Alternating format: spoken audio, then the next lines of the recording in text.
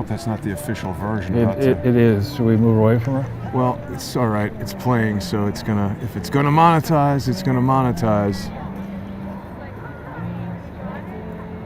There we go, Charles. Here we are.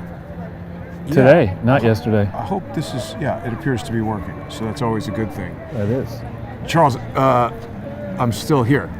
That's very good, actually. And we're still standing still. I think we should start walking. Well, before we do that, I just wanted people to see something quite interesting that's happening here in the park. We have some young children playing with a snowman, and he is masked, perhaps by executive order from President Dumb Joe. Yes, exactly. Now, in the interest of Kaizen, the ongoing refinement of a process or a technique, I've reprogrammed the gimbal, Charles. We have a new firmware today, and hopefully it's at a new level of smoothness and niceness. Well, in the not-so-great dictatorship that we apparently now live in, reprogramming is going to be something that happens to most Trump supporters if we allow this nonsense to continue. Well, yeah, it's a troubling situation that I think a lot of people are concerned about. We're, like a week and a half into the presidency of President Dumb Joe. He put the dick in Dictator, Charles. He put the red dick in Dictator. And I wanted to point something out about today's poster because I found it very strange. This is from the Charlie Chaplin movie The Dictator, and it includes this double cross, which is actually so integral in the design. It's integrated into the costume, and it's interesting. People who watch David Hawkins' Discovery CSI every Friday on Subscribestar and Patreon are going to know that David is frequently talking about the Oxford double cross, which is a World War II method. There's a book written by this guy J.C. Masterman, who was like a big-time MI6 dude, and he talks about how the British turned German agents into double agents for the British, right? And it was like the most successful operation of World War II. I allege, Charles, that that's been going on since then, and is one of the most popular military and intelligence tactics utilized. I think you could be right. And with regard to this period, how long is Joe has been president, or in name only, I guess, because he really hasn't done any difficult things yet, like interacting with completing a sentence, interacting with tough-minded. Passing a bowel movement. I'm not going to go there. Sorry. That's okay.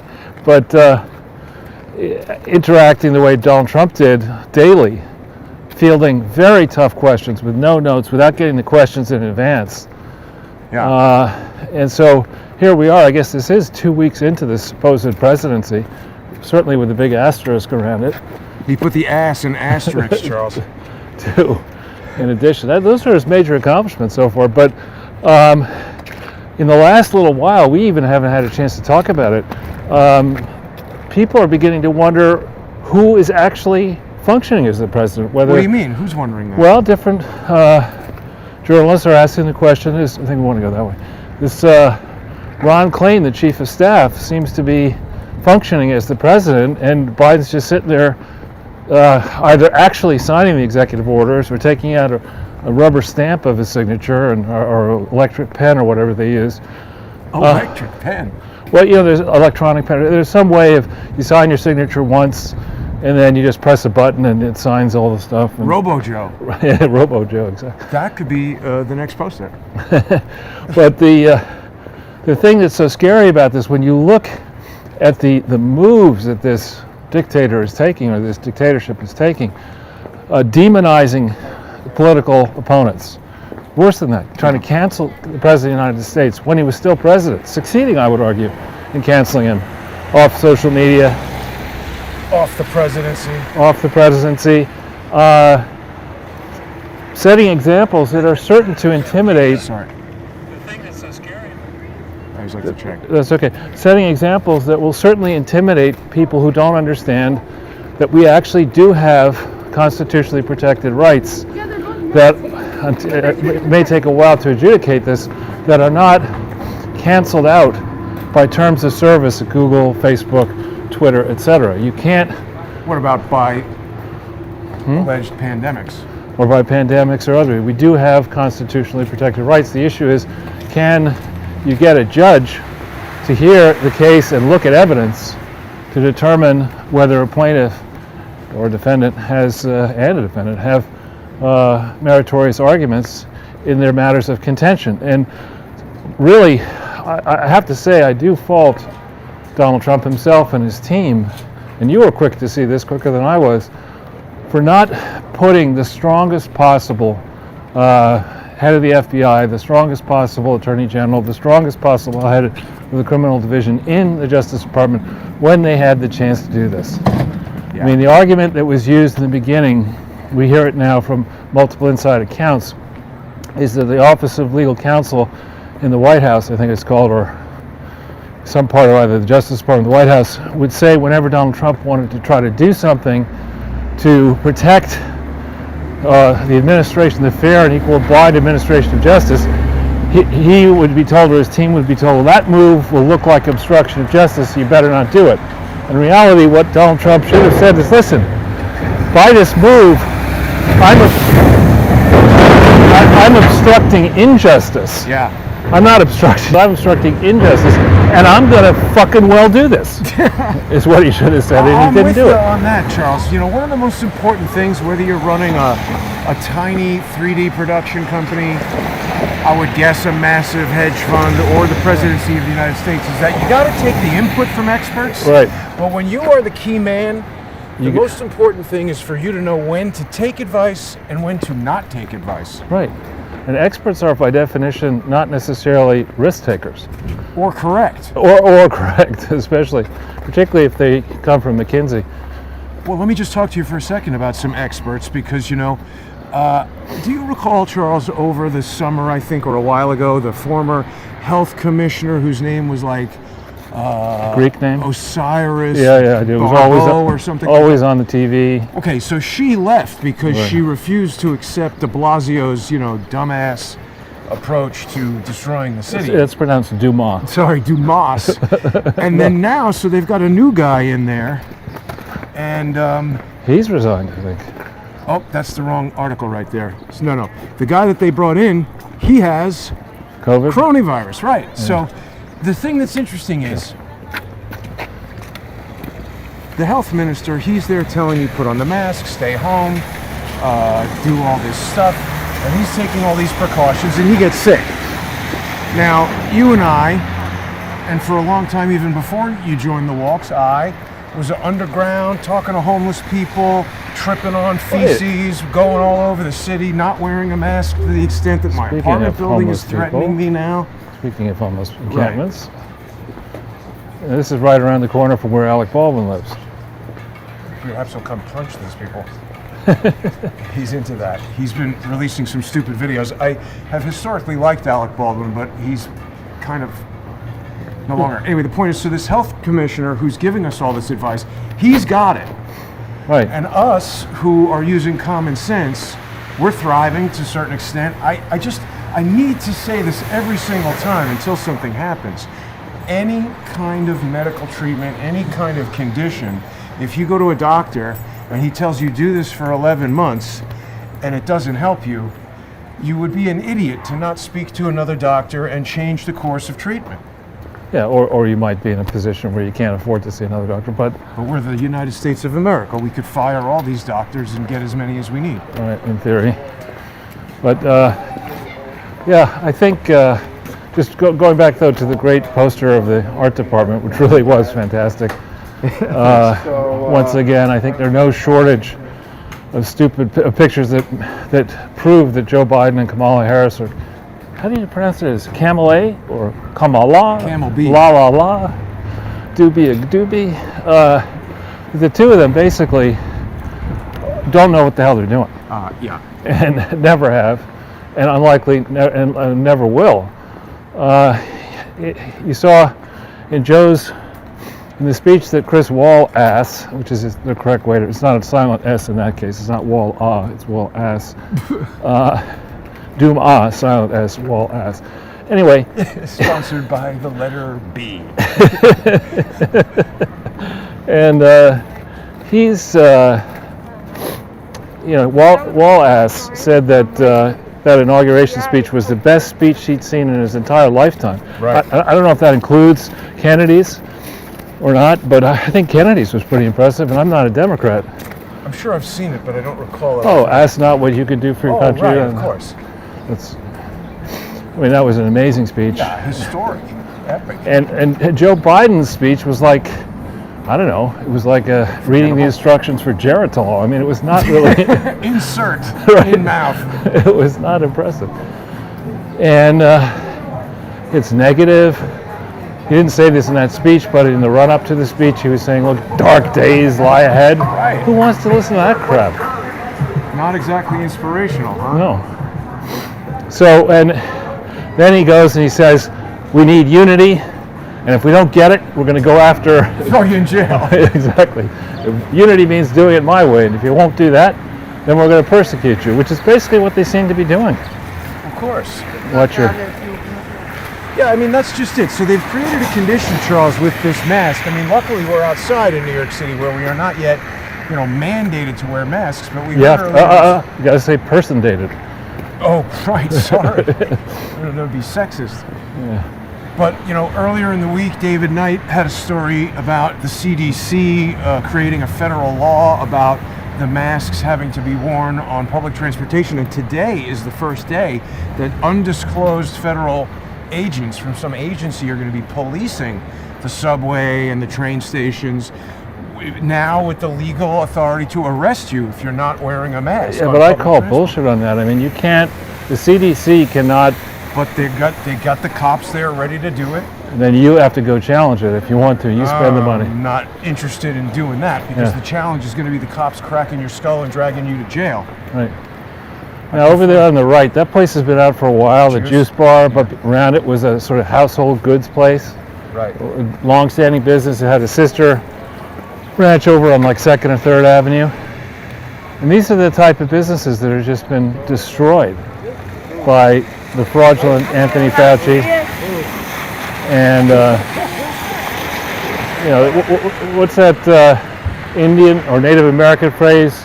He speaks with both sides of his mouth or something like that. And this guy Fauci, who's supposedly leading the effort now for Slow Joe, the dictator. Right.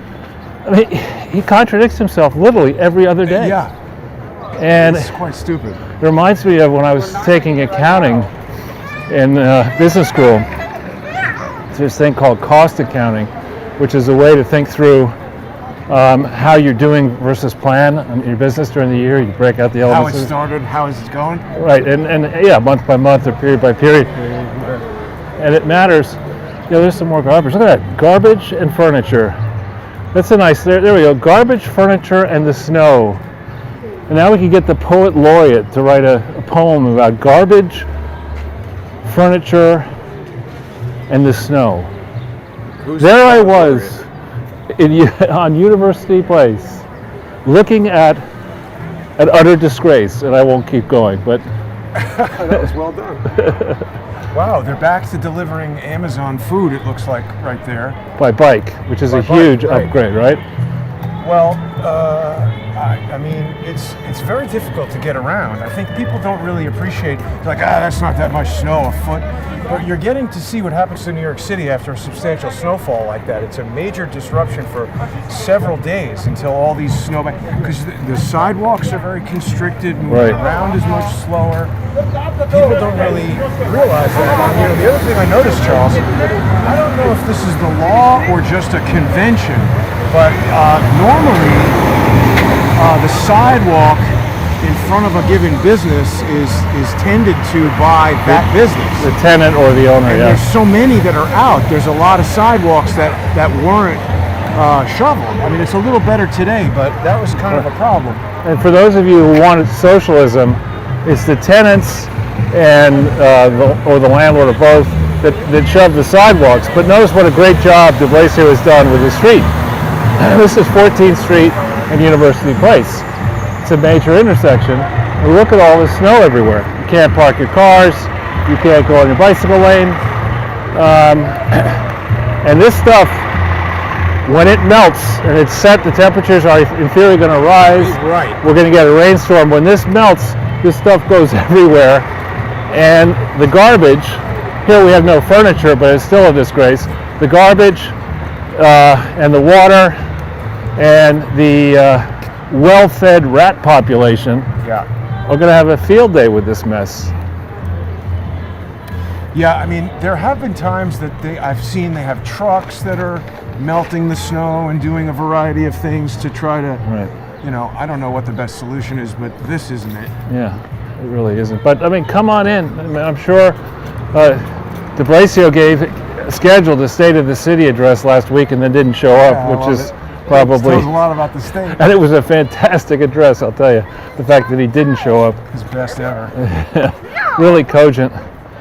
And that guy, actually, remember, he ran for president. He tried to run for president. That was the most ridiculous thing imaginable. That'd be like me saying, you know what I think I'm going to do? I'm going to challenge the heavyweight champion of the world in fighting. It's a great next idea, week. Yeah, but I'm not going to train. He's 20. He's 20. 210 pounds. His arms weigh 210 pounds. And the only reason I'd be doing that is that I really wanted to go out with a bang, and I've arranged to get a big life insurance policy payable to my heirs. But I mean, well, Charles, here's the farmers market that's usually super crowded.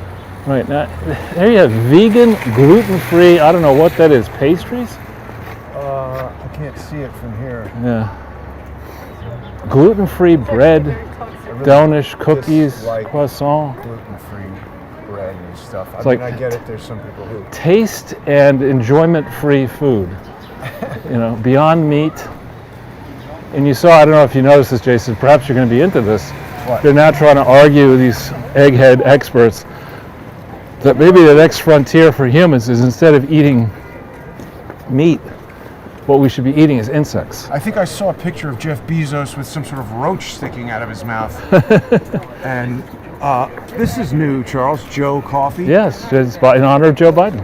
Not actually. And Chase Bank. Chase Bank? Why do they need a Chase Bank here? That's new. Yeah, this used to be that coffee shop. That coffee shop, yeah. And this used to be Union Square Cafe, right? Long time ago? No, that was... Here. This is Blue Water Grill. Before that, wasn't it Union Square Cafe? Well, maybe, but that would have been like 20-something years ago. This was a beautiful restaurant. Was is a key word. I mean, it's a nice facade. But they had a sign on it for a while that said it was going to be Chick-fil-A. And I said, well, how the hell could that be Chick-fil-A? The thing is huge. Maybe it's this that's going to be Chick-fil-A. Store for rent. This was a candy shop. This was like Dylan's Candy Bar. And then this was... Korean something. Well, it's closed. It was the Heartland Brewery. Here? And then it became Barn Jew just recently, and then it went out. And this thing was Republic. They're all out. Uh-huh. Wow. Now, one virtue of the cold weather is you don't have the guy standing here blocking entrance. Oh, well, look at this. All these things, tables are chained off. In normal weather, you'll have a guy standing right there, opening the door for you. Watch it. But effectively blocking your entrance to the restaurant. And I don't know if they pay for the privilege, if there's some organization of beggars that sells out the right to be in front of one of these places or not. But hey, look at the dome on the teapot, whatever that thing is, Tammany Hall. Yeah, it's pretty snowed in still. It is. It's Edward. Right. Edward I mean, snowed this is in. just such low traffic for the farmers market. I guess nobody wants to come out because of the snow and the pandemic and all that. So it's like a good steak right here. Yeah, I don't wonder where that's coming from. It can't be. Pret is not bad, but sandwiches are pretty expensive. Steaks there. Yeah, that's pretty expensive. We could stop in at Verizon. You can complain about all the trucks if you want. I don't mind the trucks. They're putting more fiber optic in the ground. People don't like it because it's supposedly 5G. Yeah. I want robust internet. I don't know what to say about that. Yeah. Now, Charles, there was something else I wanted to bring up because somebody had sent me this article. I know you probably know a lot more about this than I do. I never heard of this guy before this morning. Did you know? But somebody sent me this article from Judicial Watch about an individual named Russell Welch, who is an Arkansas state trooper, actually a detective with the Arkansas State Police, who died recently. I think he was about 72. Right. But in this article, it casually mentions, like, the first time I met Russell Welch, he was walking by a motel room that I had the door open because it was hot in Arkansas. And the guy's a good writer because it paints a picture. He's very good. Paints a picture of being in that kind of arc latex in the summertime. It's super humid and hot. But anyway, he says that the guy's face was distorted by anthrax. From anthrax that he had. So I went down that rabbit hole for a minute, and back in the early 90s, there was reporting on it. He was deliberately poisoned with anthrax. A military doctor determined that it was a military strain of anthrax. That sounds super... Like Jewel? Well, right. Similar to what happened on 9/11, and also just the notion of deliberately infecting people with stuff that gives them respiratory diseases and pulmonary... Yeah, that's a wreck. But, again, it causes me to think about some stuff that we speak with David Hawkins about quite often, which is the Arkansas prison blood scandal, where they were extracting all kinds of viruses, HIV and hepatitis. And so, do they have a decades-long practice? Have they been beta testing this concept of deliberately infecting people with dangerous pulmonary infections? Well, there are allegations going way back that crazy Maxine Waters, who just it's revealed, may have channeled $1 million of campaign funds to her daughter. For what? You raise money. Yeah, that's right, crazy hats. You raise money from your donors, and you put it into a campaign, and you turn around and you then hire vendors, and you claim that your daughter's actually competent, and then you overpay her. That's apparently what she did. But Crazy Maxine is one of the people who I originally thought she was crazy because she was arguing that CIA was going in and infecting blacks in the ghetto. Well, that's probably true. May well have been true. It may not just have been the CIA, but... I mean, both things are true. She's crazy, and the CIA is probably infecting people in the ghetto. Now, people have been watching... Everything is out, Charles. Yeah, and this used to be, I'd say, a very thriving part of Manhattan. I used to live right down there. Did you? And to see so much of it covered up and then graffitied up, no one seeming to care too much about it, it's staggering. The damage here, I mean, I look at this from a numerical standpoint, financial standpoint, the damage here with interest rates as low as they are and all of this space empty and probably office tenants out, residential tenants out, and the owners of these buildings are not all made of money. Some of them are highly leveraged. Right. When interest rates eventually go back up, which they surely will, the financial wreckage here will be gigantic. It's all going back to the bank, right? Well, banks will take possession of it, but a lot of times these mortgages, they're not like when I got my first property. My first property, actually, I got a mortgage from the seller, but when you get a commercial mortgage in the old days, in the savings and loan era, the savings and loan kept the debt, and they were very careful. They understood the property. A lot of the lending was done locally, so you didn't have some collection of yield-hungry, let's just say European savers, thinking, oh yeah, Arkansas has a nice ring to it. I think I'll buy a participation in a loan. Here's Charles Schwab. This is actually, is it really? But this is new. I haven't seen. Yeah, they had moved from 23rd. And yeah, this is actually a very good operation. At least I've had the best results so far in the 2 years I've been working with them. But I mean, it's an impressive office, and having it like here at retail level, where this used to be a fancy clothing store, rather than up in a building or something, it's again another indicator of the changing dynamics of the economics of New York City. Right, but I hadn't finished the example of the savings and loan. So what would happen is, in the olden days, you'd have some local savings and loan, not the bank, Madison Guarantee, a real savings and loan in Arkansas, would learn about a property in Mena and because the bankers lived in Mena or around Mena, they would know that this is, this thing used to be on a nuclear waste dump, or this thing is prime real estate or whatever. and they would do careful research, and they would know that if they jumped up the price of the property beyond reasonable levels by lending too much money on aggressive terms, low interest rates, long maturity date on the loan, that decision would inevitably come back to bite them in the tuchus, which I think is the phrase.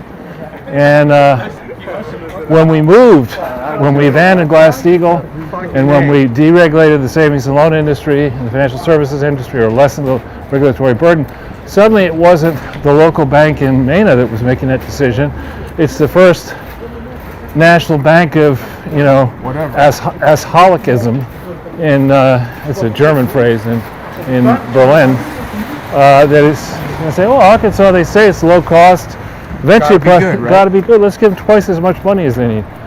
And then what they would do is they'd make the first decision to buy the loan, and because the market gets so frothy, they then syndicate the loan around the world. So the different investors would have bits and pieces of the loan and never really understand what exactly is going on. Right. It sounds like the time the 3D Society planned their New York meeting in Brooklyn, and Right. nobody showed up. They're like, what's going on? I was like, why'd you make it in Brooklyn? Right. And they said it's cheaper, and I was like, yeah, that's why nobody's here. It's Brooklyn. Brooklyn maybe today would be more of the rage. Well, maybe, but they were like, oh, it's so close. I was like, you don't understand. Nobody from Manhattan is leaving Manhattan in the middle of the day to come to a business event in Brooklyn. Well, since you mentioned 3D, I'll just ask an off-the-cuff question, which you don't have to take seriously. Did it ever happen that when people were talking about 3D and the cost of a movie and all this, some Weisenhower would say, well, wait a minute, we could do a 3D movie, or for whatever the price is, you could just take some LSD. No one mentioned that. They might have been doing it anyway, and I didn't know. Apparently, Jack Dorsey is big on micro-dosing of LSD. Right, he's also big on micro-intelligence. So he doesn't have much. That's true. Well, it's interesting, Charles. I mean, about all the financial stuff. I mean, that's all fallout that we haven't even seen yet. Just like everybody who doesn't know New York well thinks, oh, the snow is over. Jason should be leaving today or tomorrow, and sending letters to the Emmys lawyers about that. Those people don't know what they're talking about or doing. You can go through the park and then maybe up Madison or. Sure. But I don't know, I was very intrigued by this, to me, revelation that Russell Welch had been deliberately poisoned with anthrax. What else do you know about that, Charles? He was an Arkansas State Trooper. Did he know Peter Smith? I have no idea, but I think this is going to be very dodgy. Here. Let's go, or here. This will be better. This is exactly what I'm talking about. This is the sludge. Right, the paths are compromised, and so there's a lot of additional stuff you got to do and you see to get around. I will answer the question, but in a roundabout way. I think the core of understanding why the Uniparty is doing its best still today to stomp on Trump and now to destroy the MAGA movement is to cover up the complicity of the Bush and Clinton families, working with three-letter agencies to promote crony globalism that enriched them and their backers, and gave rise to America's greatest enemy, which is the CCP. Yeah. That's what they're trying to cover up. And there is a rich trail of evidence, rich veins of evidence, that right now the shredders and the bleach bit orders, those are working triple overtime. It's the only thing that is working in the Biden administration right now, are the shredders and the bleach bitters. Probably some machine that grinds crack rocks is very busy. Did you hear Hunter? Crying, there's Hunter. Where's Hunter? So this is Madison Park, and you see more. Wow. These Look are at those snowmen. These are snowmen that are maskless. Are they? I think. Well, at least on this side, they appeared not to have masks. Have people been sending you this video, Charles? The 10 steps of 8 genocide? steps. 8, yeah. 8 steps of genocide. So, I mean, it seems to be implying that we're having some of those steps. Well, I think you look through them. Sure. And the masks versus the no masks are identifying people who can be persecuted. Just slow for a sec. I've been definitely feeling that. Like, we're now in a place where even if you walk into the subway, now you could be arrested, and then you're processed through a system where you're no longer in control of what happens to you. Right, and if so, you would think that you refer to an inmate as a customer in the corrections department, that one of your best customers, Epstein, accidentally on purpose ends up dying. Wait, who referred to inmates? I'm just making a joke. Well, you got it. Just as you don't call garbage men, they're sanitation engineers, right? So you got to dress it up a little bit if you're running a prison. Yes, we have a lot of customers. No need for a customer satisfaction survey. Fairy, I want my money back. Exactly. I suppose you could also call them subscribers. Involuntary participants. That's right. But this fountain gets a lot of play when it's not a fountain. Yeah, no, it's nice. I mean, to see so many kids here. I mean, it's actually sad that they're still here in Manhattan. They should be the hell out of here. Well, they're all wearing masks, and these children, there's one that's not, that's good. But these children are of the age where if you've spent the last year wearing a mask, your brain has now developed to want that or be conditioned for that and think that that's what you need. Right. And I think if we go up Madison, we avoid the, there's Hunter again. I can smell Shake Shack from here. We're just sort of upwind of Shake Shack. This is treacherous. Yeah, this is crazy. Why don't they have the park service? What the hell do they do other than walk around the park and not do anything? Well, I think they're doing sensitivity training and. Right. And. But, I mean, look at this. They haven't shoveled this at all. This is going to be a solid brick by tonight. Well, they're assuming that it's going to warm up. Yeah, I'd love to see, instead of these AOC and the others blabber-mouthing about global warming this, we got a problem right fucking now. It's in Madison Park. Get a shovel, come on out here, crack some ice, get this stuff out of here. Let's get some money as a value for your salary. Right, instead of giving out money to people for doing nothing, why doesn't the city hire more people to deal with some of these extremely obvious problems that you and I observe every day? Because that would be sensible. See, the other piece of the puzzle is you got to understand the government bureaucracy wants the problems to get ever more difficult and insoluble, so they can spend more time paying people and no-show workers to pretend that they're addressing these problems. Well, I think it's also so that they can get everybody into this mode where we lose confidence in financial markets, we lose confidence in politics and the government, and everything breaks down to craziness, and then they come in and do things like lock down Washington, D.C. and put the army there. And everyone's like, oh, yeah, Trump should have done martial law. What the hell is going on in Washington, D.C. if that's not martial law? It's really staggering that the sheeple in Washington, D.C. are putting up with this. So we continue to have What are they going to do? You're going to fight the army? They have machine guns. Right. I mean, I didn't like it that the cops were asking me, where are you going? What are you doing there? How long are you going to be there? To East Berlin. Look at this, Jason. What? Oh, that's just a piece of wire. Step on I thought it was pearls or something. A necklace. I think it was bubble wrap and I stepped on it. But I mean, Charles, first of all, when people said, oh yeah, martial law, that struck me as a terrible idea. And then when I experienced martial law in Washington, D.C., I confirmed that. Yeah. Terrible idea. Really, I think the problem we have is there are too many people telling other people what to do, and not enough people doing what should be done themselves to minimize risks to themselves and their families and maximize opportunities for themselves and their families. Instead, we get these edicts on high. And I do love the fact that the Tish James, who I think is, on most matters, absolutely crazed, is going after Cuomo. Yeah. Hard. For the nursing home stuff. Well, what happened is she demanded to see certain evidence, and Democrats in the New York Senate just shut her down. So you can't have that. What the hell? Yeah, to protect Cuomo. That's crazy. Well, we'll see whether she takes it. And also on the negative front, Steve Bannon, who was pardoned.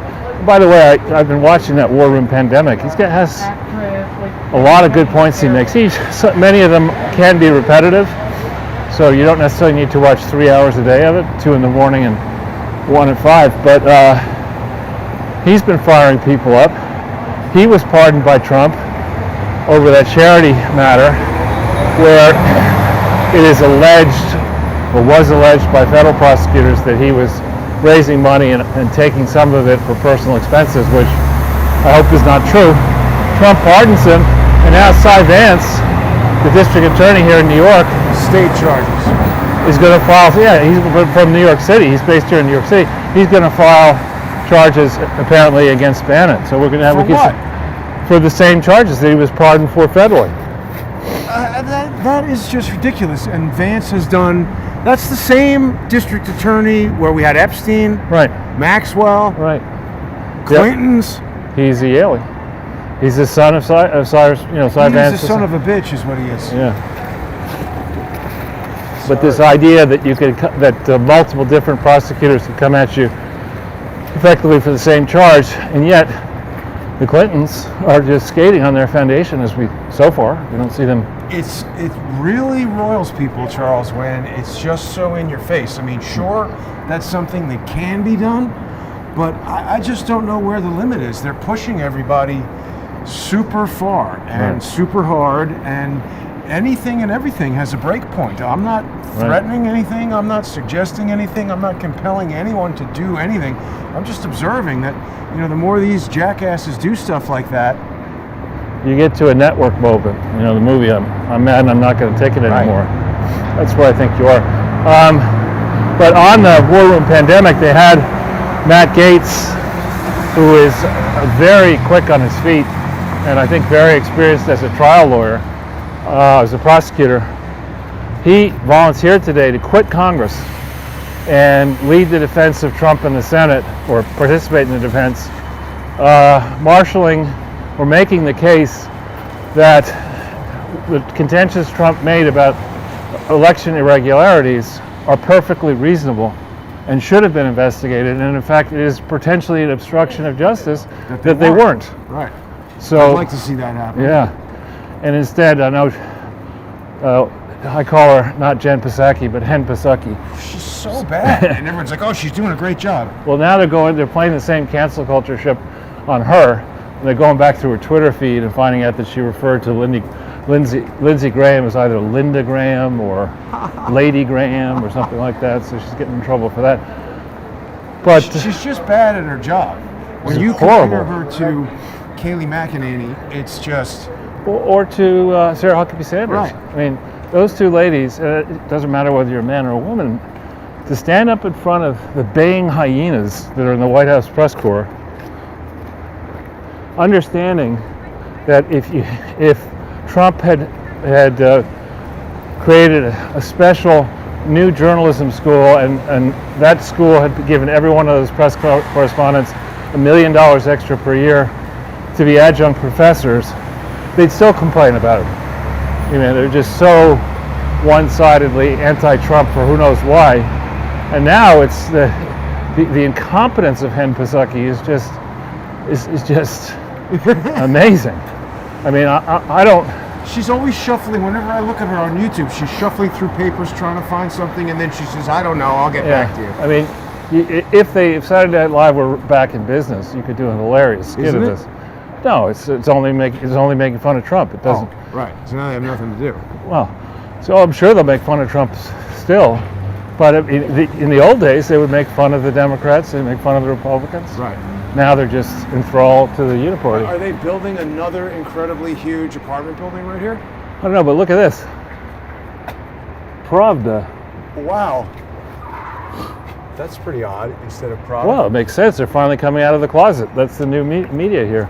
I mean, I have been doing a lot of work since 2016 with Ekaterina Vainova, who's an independent analyst. You've done some interviews with her. She's an historian by training, and she's professional. She's very good. And as are many of the people throughout the Russian media complex that I've interacted with in that time frame, and other foreign media. In contrast, the mainstream media has missed a fundamental point. The Uniparty has inflated the Chinese Communist Party into a position of near dominance over the global economy. And the people who sold us out, the Clintons, the Bushes, the Obamas, the Bidens, they sold us out for pittances. Yeah. If they were going to sell us out, they should at least have demanded 100 billion each or a trillion each. I don't know if that would have made it better. No, Well, no, it wouldn't have made it this better. Is what we've been smelling. Fields Good chicken. You can smell that from blocks away. That may be what you've been smelling. What I've been smelling comes out of a dog. Oh, I could smell this chicken from far away. See, Charles, with this new functionality of the gimbal, there's a lot of stuff that I can do that I couldn't do before. All right. Super. Can you balance the budget?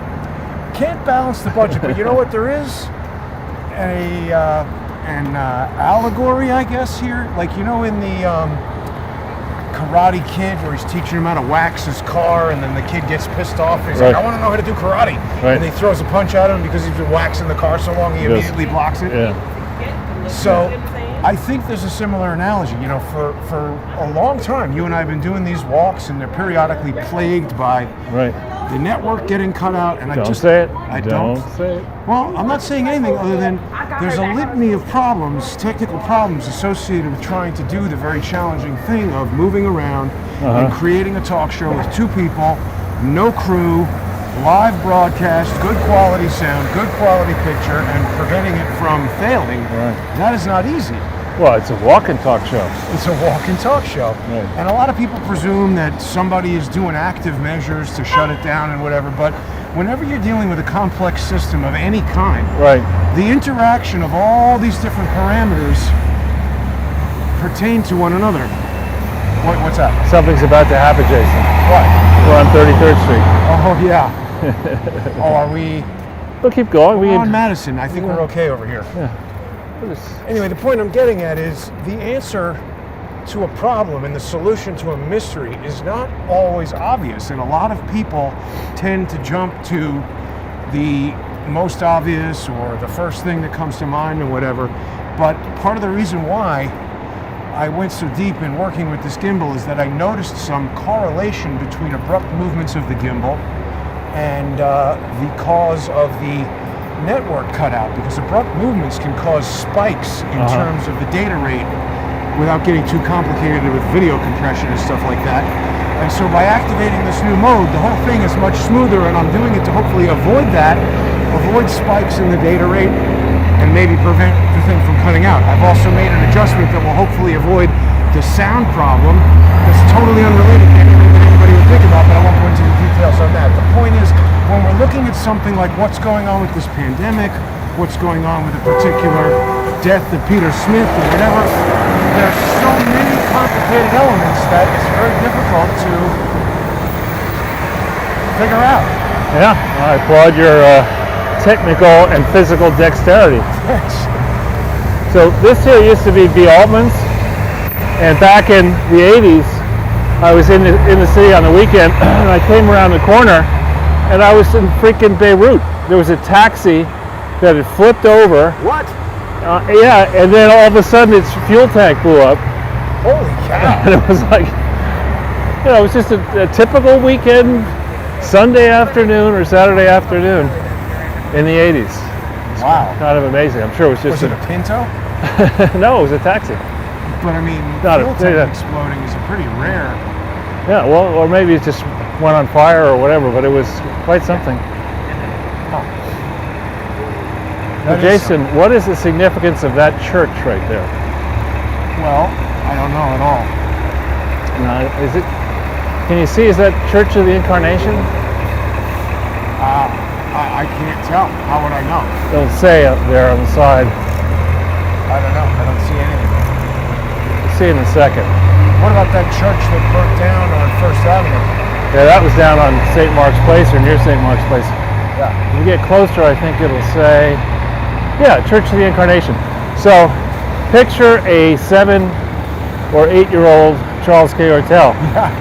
And picture a bus taking campers to the camp. And picture that thing leaving in July of whatever year that was, 63.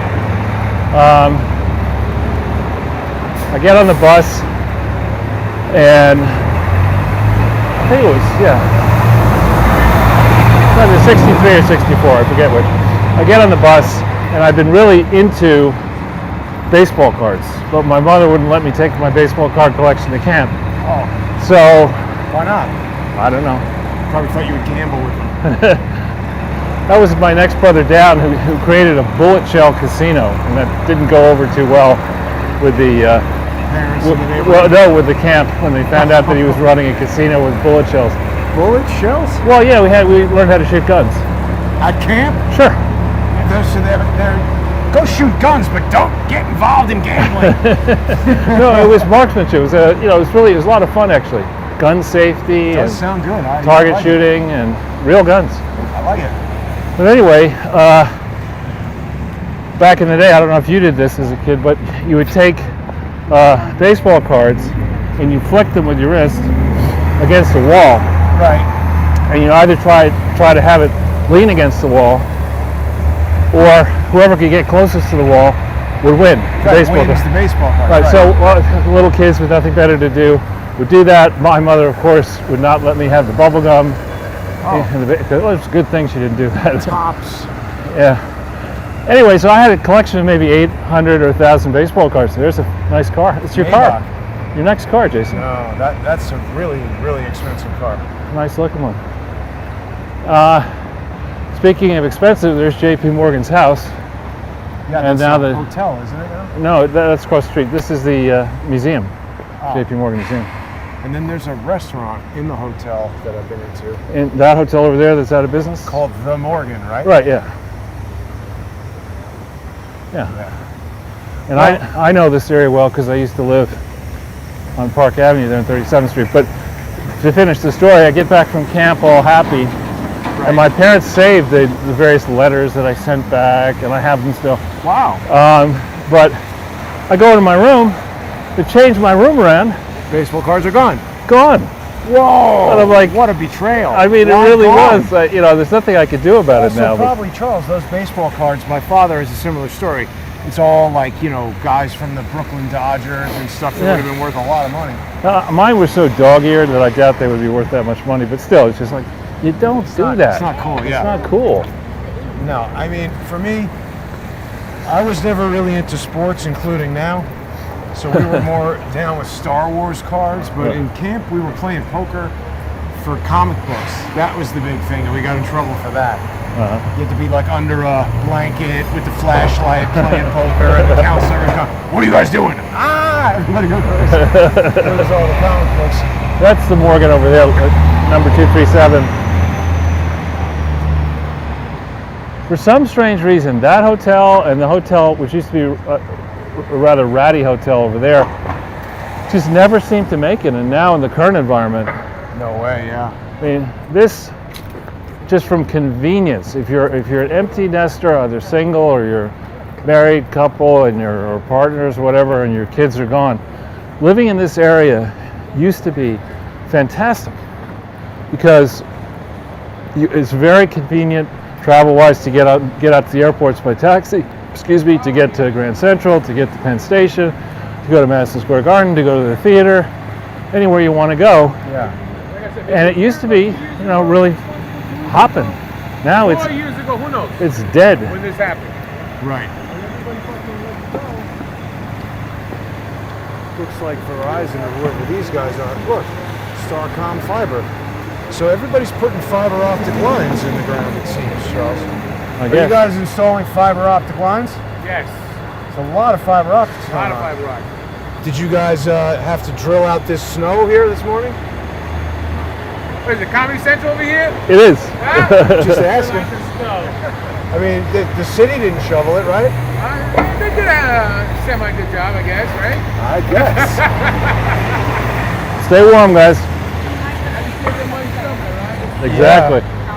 But anyway, It's funny talking to those guys, Charles. Yeah. That guy right there was 7,000% New York. It's like he's a Mel. How you doing, Mel? What are you, comedian over here? How you doing? Comedy Central? What am I, on camera? No. Yeah, it's fiber optics. What's the matter with you? Where should we send your royalty check? Yeah. How about 425 Nowheresville? Fiber. Yeah. So, no, around the world, you could do once you get done with Escape from New York, going around the U.S., you could go around the world looking at the ratio of any job site, the number of people there at the site to the number of people who are being paid, Uh-huh. in theory, to be at the site. And of those who are at the site, the number of people who work compared to the number of people who stand around. Smoking cigarettes Exactly. and making jokes. Exactly. We've done enough today, right? Let's call it a day. Can't go to Mulligan's Pub. What, is it closed? I'd say Oh, that's yeah. about as close as you can get. Right. They need a mulligan. Isn't that a do-over in golf? It is. No. They could use one. Look at this police vehicle, Charles. What do you That's a think doing? standard one, I think. That's the paddy wagon. That's the modern paddy wagon. Is it? For loading, you know, Miscreants? Antifa oh wait, I saw something that said somebody declared Proud Boys Canada. Canada declared Proud Boys a terrorist organization, but I didn't even know they were doing anything in Canada. And also, did they declare Antifa a terrorist organization? No, those are going to be prime candidates for special fellowships and to be on Ilhan University Omar's professors and things. Ilhan Omar's staff and AOC staff. People, I think, watched see the Babylon Bee stories. We talked about it a little bit this morning. Remind me about that one. There was a AOC has now come out, and I hope that I hope she wasn't a victim of sexual assault, but she said she's a victim of sexual assault. She said that she felt, she feared for her life in the Capitol attack. So Babylon Bee puts a story out saying, yes, a fresh or junior incoming young congressperson, AOC, was assaulted in the Capitol building by MAGA-wearing Trump supporters who threw economics textbooks at her. Well, just before we got here, just before I met you, I was checking the news. People are saying that she was not in the that part of the Capitol. She's already responded to that. What did she say? Well, she was in the Cannon building where her office is, and she's like, no, it's part of the Capitol complex, and they found bombs there later, which I think is true, undetonated, who knows what, but how do we know, and how did she know at that moment? Why was she fearing for her life? It's the whole thing. She is just a drama queen. Instagram, Well, she was, but no, the story that she spun in the beginning is, I was in my office and then I ran to Katie Porter. What was that woman who was in a threesome who had to leave? Who was out the bong? Well, Yeah, the woman who was smoking a bong naked in the picture? Yeah, and in a threesome with a staffer and her husband and whatever. And what could possibly go wrong? Yeah. But she's like, I better go to that woman's office if we're gonna die. Oh Get boy! some in last minute. Careful. That place is closed. That's what? This place on the corner is closed. Yeah, it was a nice place. I used to eat there. We had actually super expensive but very good macaroni and cheese. Now, why you would pay up to have macaroni and cheese is a good question. Gourmet cheese. I like the Velveeta. I don't like Velveeta particularly, but I don't mind Kraft. That stuff is terrible for you, Charles. But I augment it. But I mean, it's just filled with like hydrogenated oil. And I did say that's fake color and yeah. it's just Stuff is good. Terrible for you. It's better than smoking No. tobacco. I mean, here's the thing. Like, I'm all for macaroni and cheeseburgers and cake and all that, but with butter and milk and real ingredients and not eating a ton of it. And I mean, Well, I'll tell you one thing I'm never having. What? Vegan, gluten-free macaroni and cheese. No, I'm not going to go for on that. I don't like those kind of Gonna things. have that. So here we go, Charles. Here's this, I forget what it is, but this impressive tower. Yeah, this is either 1 Vanderbilt or 10 Vanderbilt or whatever it is. Yeah, it's really big and probably pretty empty. Yeah. All right, so now that the thing has all these new modes that I've activated, I gotta get a little bit more used to how it behaves differently, but it is much better. It should be back. So I mean, again, that's another example of Kaizen. Well done. It's amazing. It's not impervious, and we are in a very busy district here, but I hope the people who are watching have now, we probably just lost a lot of viewers, but we should be back. So I'm confident that I've devised a new system that can recover. Yeah, we're back. We're back. Back. You are back. Everybody says we're back. Good. Charles, would you like me to field some questions from the comments while we're Sure, walking? if you want. Yeah, All right, so let's prime the comments to if anybody sees anything around New York they want to ask us about, or any questions for Charles or myself. Now is the time that we can do that. Charles, this may be one of the last for a while, right. depending on weather and other parameters. You know, it's a car, it's not a plane ticket, so I can leave anytime I want.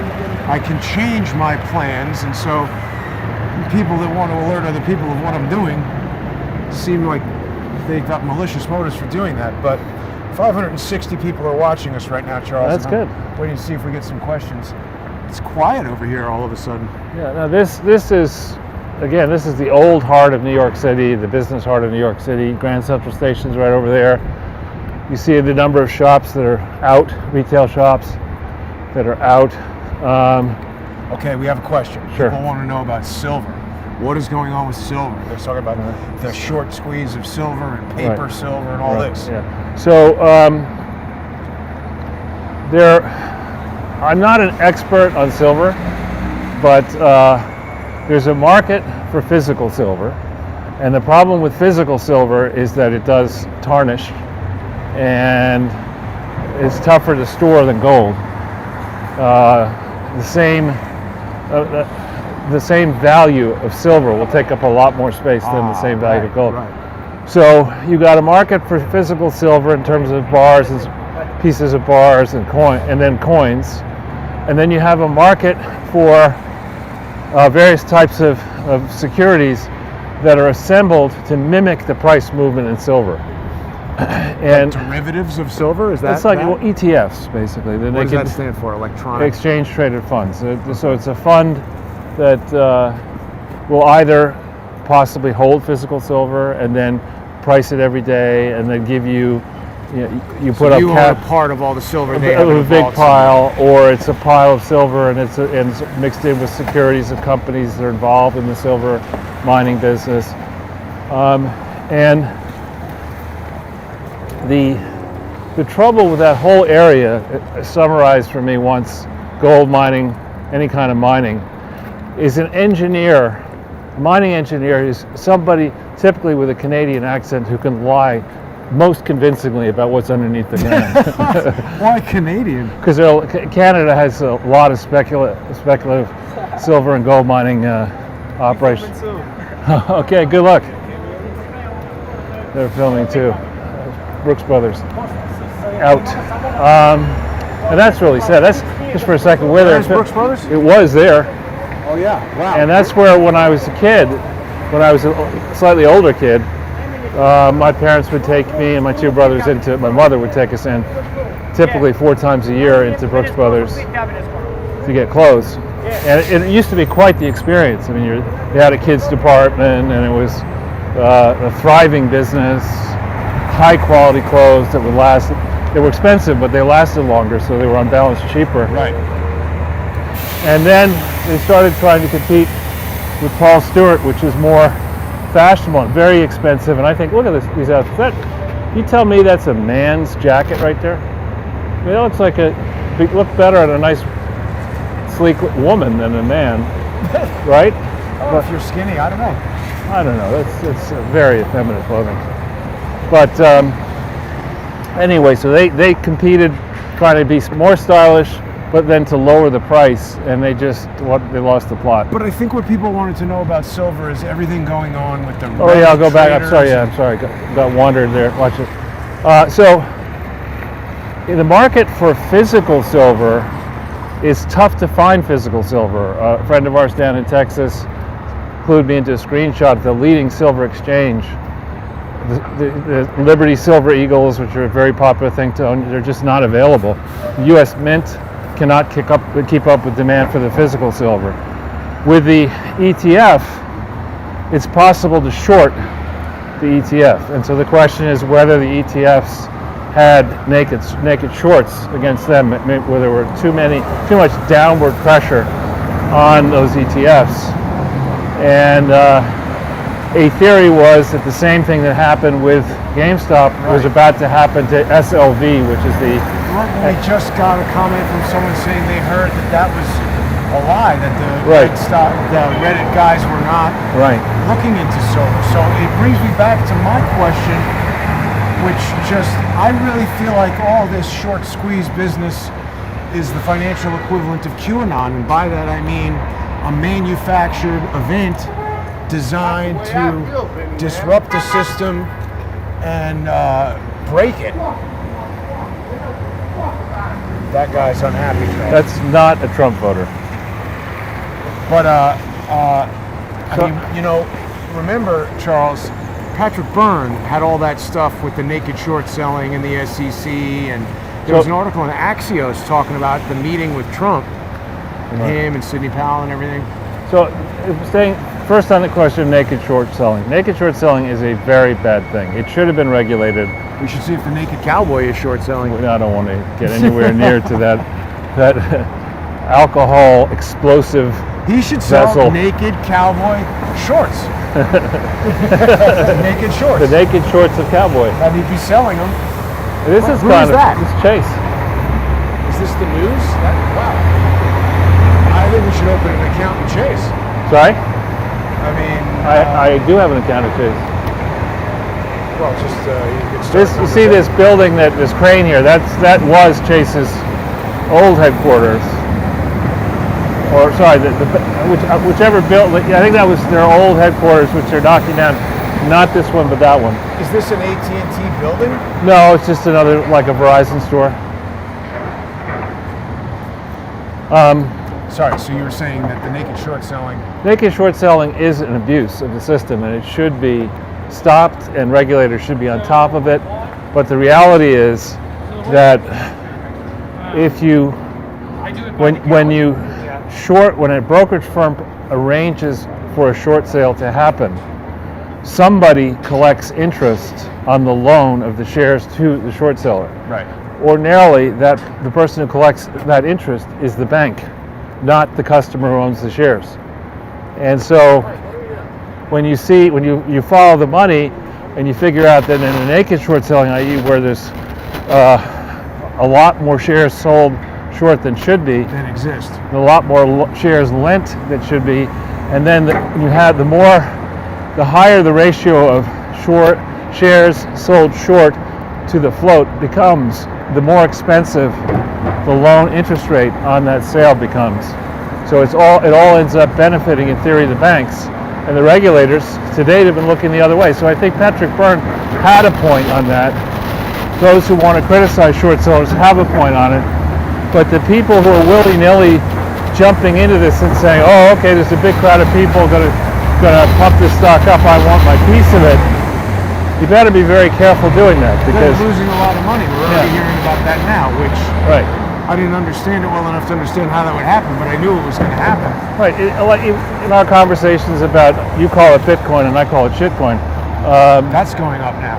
Of course it goes up, it goes down, but when you really need to buy it or you want to buy it, Yeah. the exchange doesn't let you buy it. And when you want to sell it, the whales get to sell out first, they get to buy low, they get to sell high. And that's not a market you want to be in, even if you are a whale, in my view. Right. What's going on with that tent by the hot dog stand? Doesn't that look weird to you? No, they're just, Tenting the hot dog stand? I don't know, maybe This is the first time I've ever keeping seen the that. guys warm.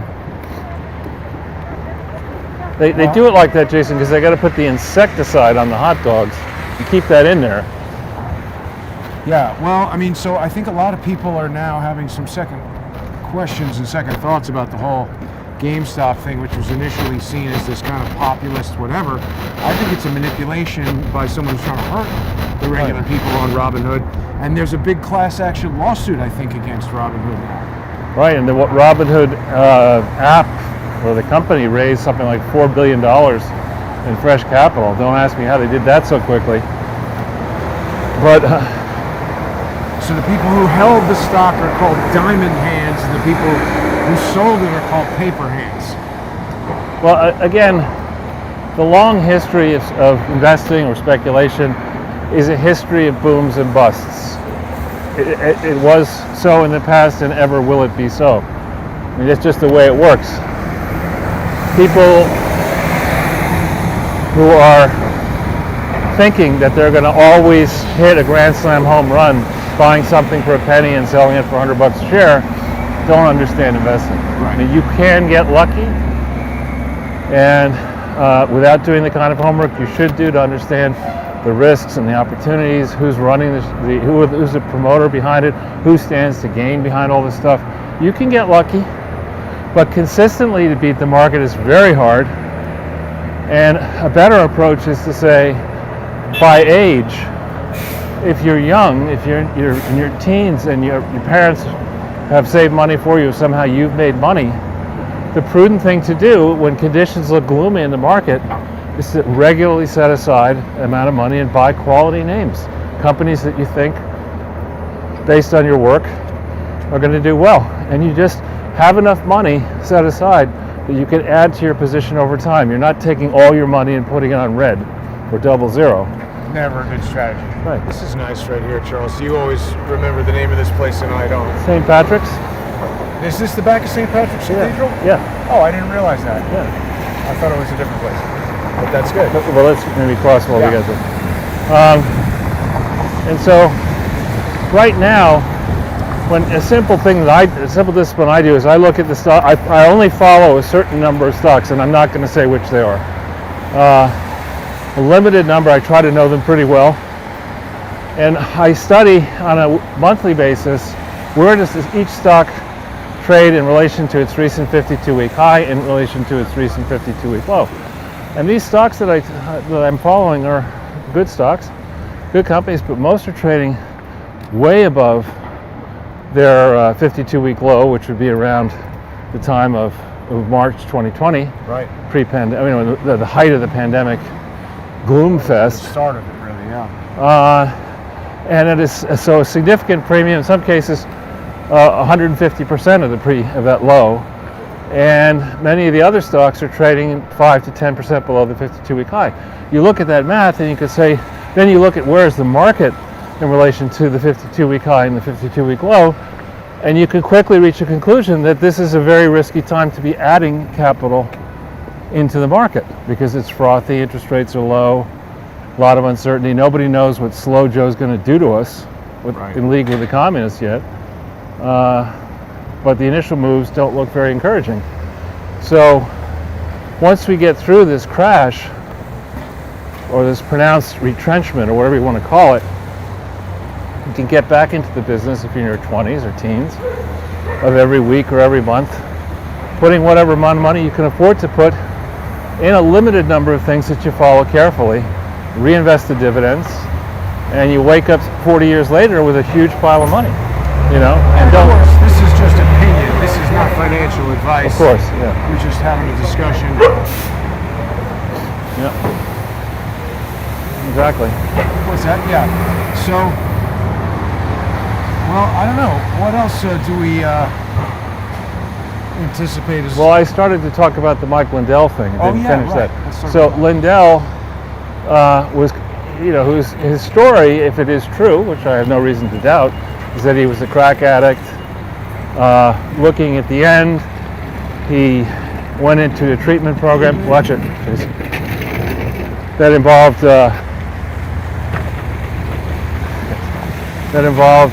some of these do involve embracing Jesus Christ, and they're very religious. And he lifted himself up and built this My Pillow business. In theory, it's very profitable. He was a vocal supporter of Trump, and he's not only has he been canceled by bath and everything. Well, by customers and outlets, but by social media.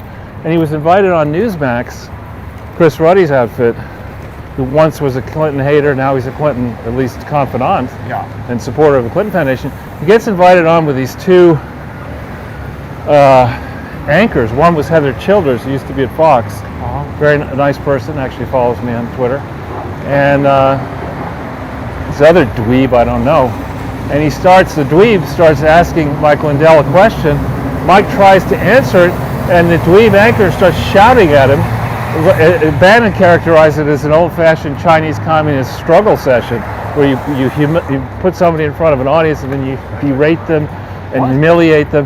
And this guy just was, Lindell was trying to say that it was a peaceful riot and Trump and he were merely peaceful protest. peaceful riot. You have to Okay. peaceful operation. Well, yeah. And Trump and others were merely trying to draw attention to election, not as Schumer said erection, but election irregularities, and that's when this anchor starts shouting over Lindell, and Lindell's shouting back at him, and the anchor says on air, he says to the producer, "I don't think we should continue with this interview." And then he reads his statement, it's kind of like the statement that Anderson Cooper had, or not Anderson Cooper, Stephanopoulos had on ABC. What was that statement? It's a long statement that they read where they say, the vote in 2020 has been certified. There have been umpty cases. None of the cases have proven. The Ministry of Truth. Right, exactly. The realities are. Right. So he reads this, and Lindell's trying to argue with him, and the anchor just gets up in the middle of the show and leaves. It's polite. And I saw that, and I don't want to hear about Newsmax. I don't want to hear anything about it. Newsmax is a piece of crap, and that should have been known to everybody. When Chris Ruddy produced the video segment, which I thought was for Canadian broadcasting, about the strange death of Vince Foster, and the book by that title as well, I was super impressed. But then, like I've said many times, Charles, it seems that when someone is very effective, particularly at fighting them, whether it's David Brock or Chris Ruddy, the number one thing they want to do is get that person and flip them, as I was saying earlier, Charles, to essentially create a double-cross agent out of that person. Because once they're established as, someone who can be trusted with news, if they then become an ally of the person that they were formerly exposing, people who trust that person are going to be inclined to believe them. Wow. This used to be E-Trade. Well, it's gone now. It's no trade. But people should be aware that Chris Ruddy, that book is out of print, and it seems like somehow the Clintons convinced him he's got to be talking about what they want him to talk about. Charles, this is the same exact thing that they're attempting to do to me with lawsuits, intimidation, threats. Anytime there's talk of a settlement in any of these lawsuits, you know what they want. They want me to make certain admissions that are not factual, but to counteract the things that I've said, and they want me to take down the videos and whatever. This is why I'm getting sued so much. Yeah, it's pitiful. So that was a pretty gloomy example of what they're doing. They're going around, and various university professors are saying that the Trump supporters as a group are irredeemable. Jackie Spire, the nutcase congresswoman from California, is saying that all Republicans should henceforth be known as terrorists. Oh. That's a call to unity. I mean, that's just absurd, astounding, and out of hand. Yeah, well, you can't fix stupid. No, you can't. And again, people, when we get all excited now about the great things that are going on in Congress, we need to remember what that great things are going on in and Congress. that Congress's approval rating is about 9%. Oh. Really? It's like 8 or 9. Coronavirus is more popular than Congress. My Corona. Oh, there's Trump Tower, Charles. Yeah, we'll go around that way too. But it's good to see from this end as well. Yeah. And then the security. So, well, wait a minute. So Trump's not even president anymore, and they still have all this stuff. They absolutely will continue doing this. Just because he was president. Yeah. Well, that's good. Yeah. I'm sure the security around Obama's many different mansions is pretty great. I don't know if it's this great. But Trump doesn't even live in there anymore, does he? No, but it's a good target. Right, because it symbolizes him.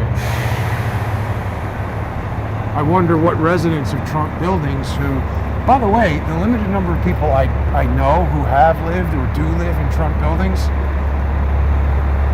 are very positive about it. Yeah. I'm sure they're... My parents know somebody who had an apartment in either this one or the one on over by Columbus Circle.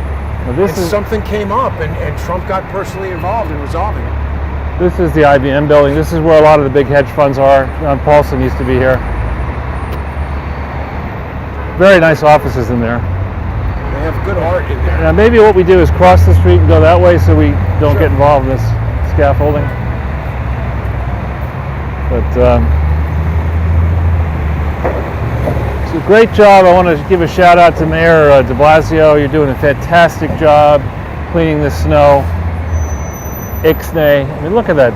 57th and Madison. Look at that garbage snow over there. Over there. You know, if I were Breitling, which are extremely expensive, I think Swiss watches, maybe German, I would just pay myself to get that dirt off the sidewalk. It's got to be Swiss, right? Huh? Breitling has got to be Swiss. I don't know. It's probably Swiss, yeah.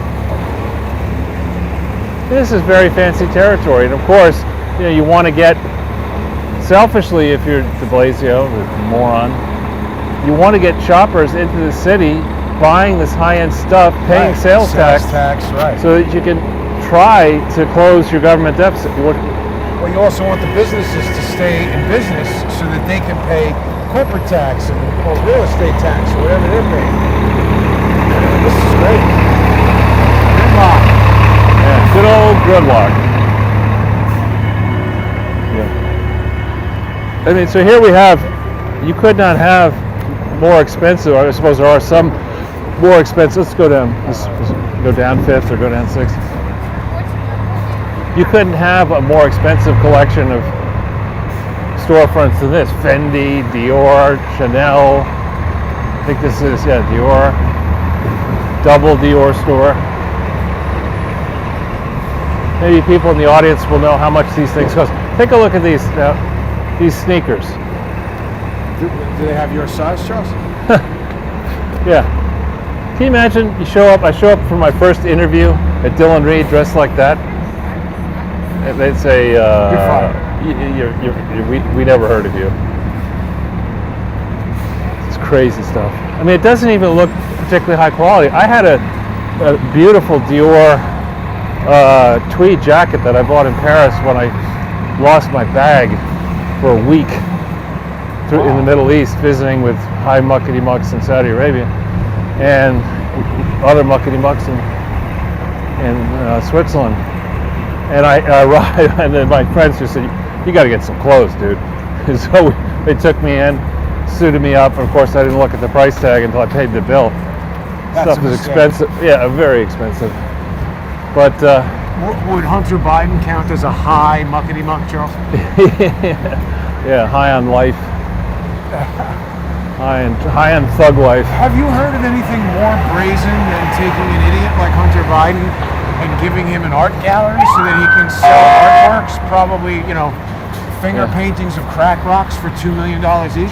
But it's all coming into sense, into sense, right? You have Joe Biden, who's the disappearing Joe Biden, who apparently gets his presidential daily brief at 5:30 after the day is over. What? Yeah. That's so brilliant. It's yesterday's news? I guess.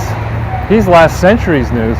But you got him. He says the smartest person he knows is Hunter Biden, and then he proves it by putting Hen Psaki in as press secretary. I mean, she's probably the second smartest person that Joe Biden knows.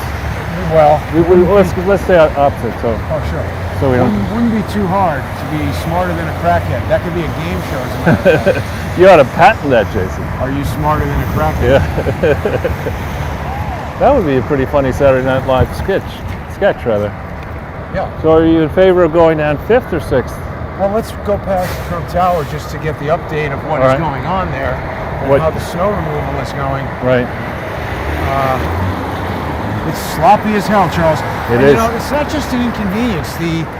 I was in physical rehab for an injury I had one time, and there were a lot of people in there who just, you know, you trip on the sidewalk and shatter your wrist. Right. You can really be Tell me about it. life-changing injury for. You got to be careful walking around in this kind of weather. And in particular on this uneven snow, which is now very dirty. So when you hit yourself, when you let's say you twist your ankle or you shatter a bone, you're lying face down in the dirt. You know, who knows what's in that dirt? But chances are, you know, it's not a Auntie Annie pretzel. It's probably what the dog pooped out. It's treacherous for sure, and the manhole covers get real slippery. Yep. And here's another New York trick for people. I don't know what these things even are, but there's sort of like covers to the subway that are almost like a fence that you can walk on. Right. Those become incredibly low traction Right. in the snow, and you will almost definitely fall if you step on that. Yeah, exactly. Or in a worst case, they can be weak, and you step on it thinking it's going to hold you up. Next thing Rare, but it happens. it does happen. You end up 10 feet down. So Fall in there. here's your Trump Tower. So let's see. Oops, Sorry. I'm hooked up on something here. What happened? Hang on, I'm stuck on my own. What is this stuck on here? Holy cow, I'm captured. What happened? This is stuck and it's... Need help? Hold that handle for a second. I can't even tell what it's stuck on. Wow, that was It's weird. hooked on phonics. It's hooked on phonics, but it was stuck on some clip on the sound recorder there. Sorry, Charles, what were you going to tell us there about Trump Well, you Tower? got Trump Tower. Sorry. Yeah, stand back over there, Yeah. in front of it. Oh, sorry. I'll feel like a weather person. You've got Trump See, Tower. that's the problem with trying to prompt you. Before I had an angle on getting a great shot, but forget it. We won't Sorry. prompt you any further. We have Trump Tower here. Nobody's around. What he should do is actually turn that flag and into the distress mode of flying it. What flag? Oh, that. Yeah. Yes, you're right. Mr. President, if you or your people are watching, that's what you really should do, because this country is definitely now in distress. And he's got this Gucci store to the right, and I guess it continues all the way around to the left. Well, it's Tiffany. Oh, yeah, look at that. There is another Gucci's thing there on the left. And we're back down now. You used to have there all kinds of military people. Now you just got the doorman. That's right. That's what I was looking for. So the special response group of the NYPD no longer there. Yeah, but that Black Lives Matter is still there. Oh, wow, right. Yeah. Black Lives Matter. That's why we're taking Andrew Jackson off the 20 and putting Harriet Tubman on the 20. Now, don't ask for anything else substantive. Although they did announce just now. Let's keep walking if it's okay, just so we don't turn into icicles. They did announce. I take a lot of shit for this from my friends who want to give me a hard time about Yale, but the Trump Justice Department did sue. What's that? Come on now. That's a postal van doing that? Going postal, Jason. Ridiculous. What is that postal van doing there? We can cross, I think, if you want to. I've sometimes thought it would be worthwhile to carry around one of those hockey game air horns. Oh yeah. And when a car is doing that, walk right up to the window and just blast it in the guy's face, because that's what he's doing to all of us. Right. Sorry. So Friends at Yale. Trump's Justice Department sued Yale under a theory that it was discriminating against Asians and whites who are highly qualified to get in to make room for people with less stellar applications. And that case was looking like it was going to punish Yale for doing just that. The Biden administration said, don't prosecute this case anymore. Wow. So They're just cancel culture all the way, hiring people based on race and sex. They also said that, congratulations to, who was it? Pete Buttigieg is the first gay cabinet member. Yeah, but that wasn't true, because Rick Grinnell. Yeah, Rick Grinnell trolled him on that. But it doesn't matter. They just still keep doing it, and You what's don't going wanna to go through happen that. is they'll ignore Rick Grinnell's trolling, and that will become. This is how their reality czar is going to work, Charles. Just whatever they tell you is reality, and whatever you think is a conspiracy theory. I mean, yeah, Pete Buttigieg strikes me as a mini-me version of Captain Kangaroo, right? I mean, he's like, You're right. he's so unimpressive. Actually, I liked Captain Kangaroo, but they look similar. Captain Kangaroo is impressive if you're 5. He's got all those talking toys. So is Pete Buttigieg. If you got an IQ of 5. Right. These watch stores don't seem to be bothered at all, Charles. Yeah, I don't know. If you want a $100,000 Patek Philippe, yours is only 100. I don't have any Patek Philippe watches. This is the University Club. You wouldn't know it. It's very beautiful. You can see the room there, Jason. You see the gilded ceiling. Oh wow! It has one of the most beautiful libraries in New York. It's really spectacular. And you can contrast that with the guy sitting on the street. I'm trying to just look in there a little bit more.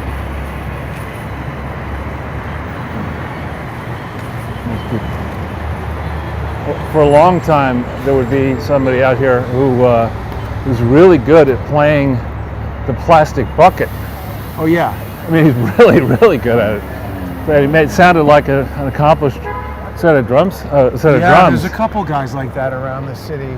Just pounding on that sucker. I walked by here once and it was like 2 degrees, and the guy was out there pounding like crazy on the plastic drums. Now, Charles, the clairvoyant Emmy award-winning governor has decided that Valentine's Day is when restaurants can open, Right. which seems to contradict all of their previous non-scientific Well, isn't Valentine's Day this year? canceled. What day of the week is it? February 14th? I don't know. Sunday, I guess. Well, restaurants are going to be open by then, and they were previously talking about it depending on how many people they decided had coronavirus or not. Well, that's going to be if His Imperial Gnomeness, Dr. Fauci, has been saying there should be no Super Bowl parties. What is with that guy? I mean, He just loves making pronouncements from on high. Yeah, on low, I you should can say. watch the Super Bowl, but don't have a party and don't talk and no wings. You can't have wings and no beer. It's like somebody grab that guy. That's right. How about hydroxychloroquine? You can't have that. No. Now they come back and say, actually, we were wrong. When did they say that? 2 days ago. Who said that? The Facebook Advisory Committee or something. Said what? That we were wrong to shut down access to hydroxychloroquine. Holy cow. You know? It's not just wrong. Wrong is like we're not recommending it because there's no evidence. Making it unavailable to people is deliberate obstruction. That is such a conspicuous set of circumstances. Honest people need to ask themselves. You know, that story Tina Forte told us about how the right to try exists. Right. A drug doesn't even need to be approved by the FDA for you to be able to use it if you have a fatal condition. And Right. she was denied access to hydroxychloroquine, which is not even experimental. Careful. Like, why is Andrew Cuomo not being arrested? Because we live in a one-party state where Cuomo's royalty. That's And- terrible. You know, the unions are enthralled to the Democratic Party, and a lot more people benefit feeding off the decaying corpse or beast, whatever you want to call it.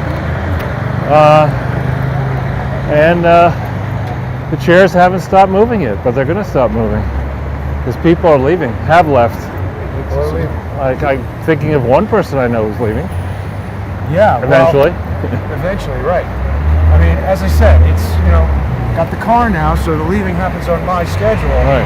There's a person who's admitted to a serious history of mental illness in his family publicly, who now is broadcasting my plans to people that really don't even need to know about them. Right. He'll argue that I've spoken about it on air, so it's whatever, but, you know, he's trying to do it to be malicious and troublesome. Right. What's going on with the cops here? I don't know.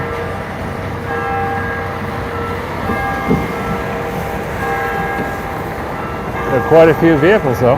You know, Charles, prior to the pandemic, I think we've been in there, actually. You can just walk in. I don't think we walked in. I think I have. Yeah, you're really not supposed to film in there, but Oh, really? it's a house of worship. You're supposed to do that. But, I believe they normally discourage you from that. But I feel like I've recorded video in cathedrals around the world. you're not helping yourself here. Sorry. Well, I mean, before the pandemic. Oh, here's still Atlas. With a shrugging mask. With the mask. Seems And with a bad case of dandruff. Right, he's got the snow up there. And there's Sucks Fifth Avenue. Never liked that store. I don't think I've ever been in it. Yeah, I don't like that. It is giant. It was giant. Is was it not very. taking up that whole building anymore? Well, I just don't know what throughput it has. Oh, right. Now it's got to be pretty I don't know close what's to dead. going on here, but let's Now, not get Charles, what about Jeff Bezos not being the CEO of... Here's something you don't ever see. Somebody's doing something to one of these don't crash your car into the sidewalk things. Charles, what about Bezos not being the CEO of Amazon anymore? I don't know, but I do think there's some chatter around the internet, and I don't know how verified it is yet, but there's a picture somebody sent to me yesterday of Clinton getting a massage on a massage table. It looked to me like it was while he was president, by a comely, scantily clad blonde lady who certainly was not Hillary Clinton. And while getting the massage, this masseuse had her hands on Clinton's butt, and he was really so into it that he was playing with the remote for the TV in the room at the same time. And then there's some story about, is it Barrett Devlin? Yeah. Okay, Barrett Devlin supposedly is Devlin Barrett. Devlin Barrett, or whatever his name is, pre-budding the revelation that the Washington Post was spreading malicious false information about Trump and that he was involved in it and he should have known better. What's his connection to Shane Harris? Well, Shane Harris was recruited to his unit, the National Security Beat or whatever of the Washington Post, owned by Jeff Bezos personally. And makes me wonder, we know Jeff Bezos, he has can't keep it in his pants disease, right? That's how he broke up with his wife. And he's certainly an oligarch, and he does own the Washington Post personally, therefore has some exposure if the Post was involved, just that's interesting, destroying the Trump presidency. Spreading knowingly false information for years, and then if there might happen to be any connection to Epstein, could these things be bubbling out now? Well, and it also seems like this article from Judicial Watch that somebody sent me earlier today with Russell Welch. Right. I want to know if there's any connection between him and Peter Smith, because Peter Smith had that Troopergate fund where he was paying the troopers who came forward. So this guy is specifically investigating Mena Airport. He was working with the DEA about cocaine importation and money laundering and everything to do with Iran-Contra, Mena Airport. Barry Seal, we know Barry Seal was murdered. This guy went to the hospital and they said it was military-grade anthrax that he was deliberately infected with. We're talking about the concept of a pandemic whose viral spread does not seem to comport to the way that these diseases usually spread. Like it goes from Wuhan, China to Italy to the United States, where it devastates the United States. Right. And as John Cullen has pointed out, there remain many countries where there are no people dead, and plenty of countries in Africa and Asia that have like virtually no medical infrastructure that have 1/40th of the deaths of the United States and of New York. And many of those countries are places where the people also normally take hydroxychloroquine. Right. We have also had the amazing plummeting in reported numbers of flu deaths. Right. And this is a manipulation, Charles. Well, what it's doing is I think the mission here is, it begins to seem kind of obvious. What you're trying to do is destroy the United States. Getting static here. Should we? I think we should quickly go this way. This always happens right here. Trying to destroy the United States. Yeah, by sapping the integrity of the system itself, all elements. And I think each of these operations do that. Coronavirus saps the integrity and confidence in the medical infrastructure and your sense of security in your own health.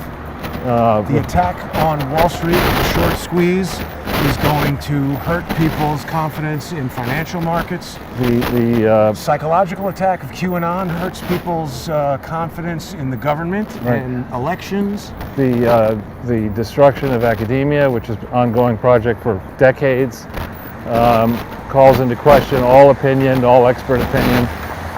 The destruction of the mainstream, in quotes, journalistic profession, that happened long ago. Who's reading this crap that comes out of newspapers and magazines? Very few people. Well, so wait a minute. So back to what we were just talking about a minute ago with the Washington Post, the Clintons, Shane Harris. It seems definitely, Charles, that Shane Harris coordinated with multiple people at the Brookings Institute and the Lawfare blog, Matt Tate, Ben Wittes. And I mean, I've been on those guys with your help. I've been more directly kind of contacting them through Twitter and trying to get them to communicate about it. I even called Shane Harris on his cell phone at one point. And it seems that a lot of the disruption that I'm getting is connected to that Vice special that included my likeness and images of me and my voice and juxtaposed me against some of the craziest people on the internet to try to draw a false connection between me and QAnon, which, by the way, is something that many of the people who are suing me have been trying to do for 3 years. The woman, Marley Clements, who's in that, was an intern at the Brookings Institution for several years, and she also worked at OFA, which is an Obama thing, isn't it? Organizing for America. Should be called name change, Organizing for the CCP. Well, that's what I'm saying. I mean, these guys claim to be news. They openly call me a conspiracy theorist. They're owned by what, HBO, or invested in by Disney or something like that. They got a much bigger bullhorn than I do. Yeah, bullshit horn, you mean? Well, right. But I mean, this is why I'm, appealing to members of the Crowdsource the Truth audience to hopefully sponsor the Counter Lawfare Fund by going to crowdsourcethetruth.com, scrolling down past today's video, and selecting a sponsorship level. Charles, I got some advice from somebody in the audience to improve the value of some of these higher tiers of sponsorship. Right. So now when people sponsor for a few $100s, it's actually going to be a great value if they want to send gift subscriptions to friends or family. That's smart. I've gone back over it with an eye towards really saving people money if they want to buy a few annual subscriptions. That's smart. That's smart. Thank you. So, The upsell. huh? The upsell, Way to go. as it were. Give you an honorary MBA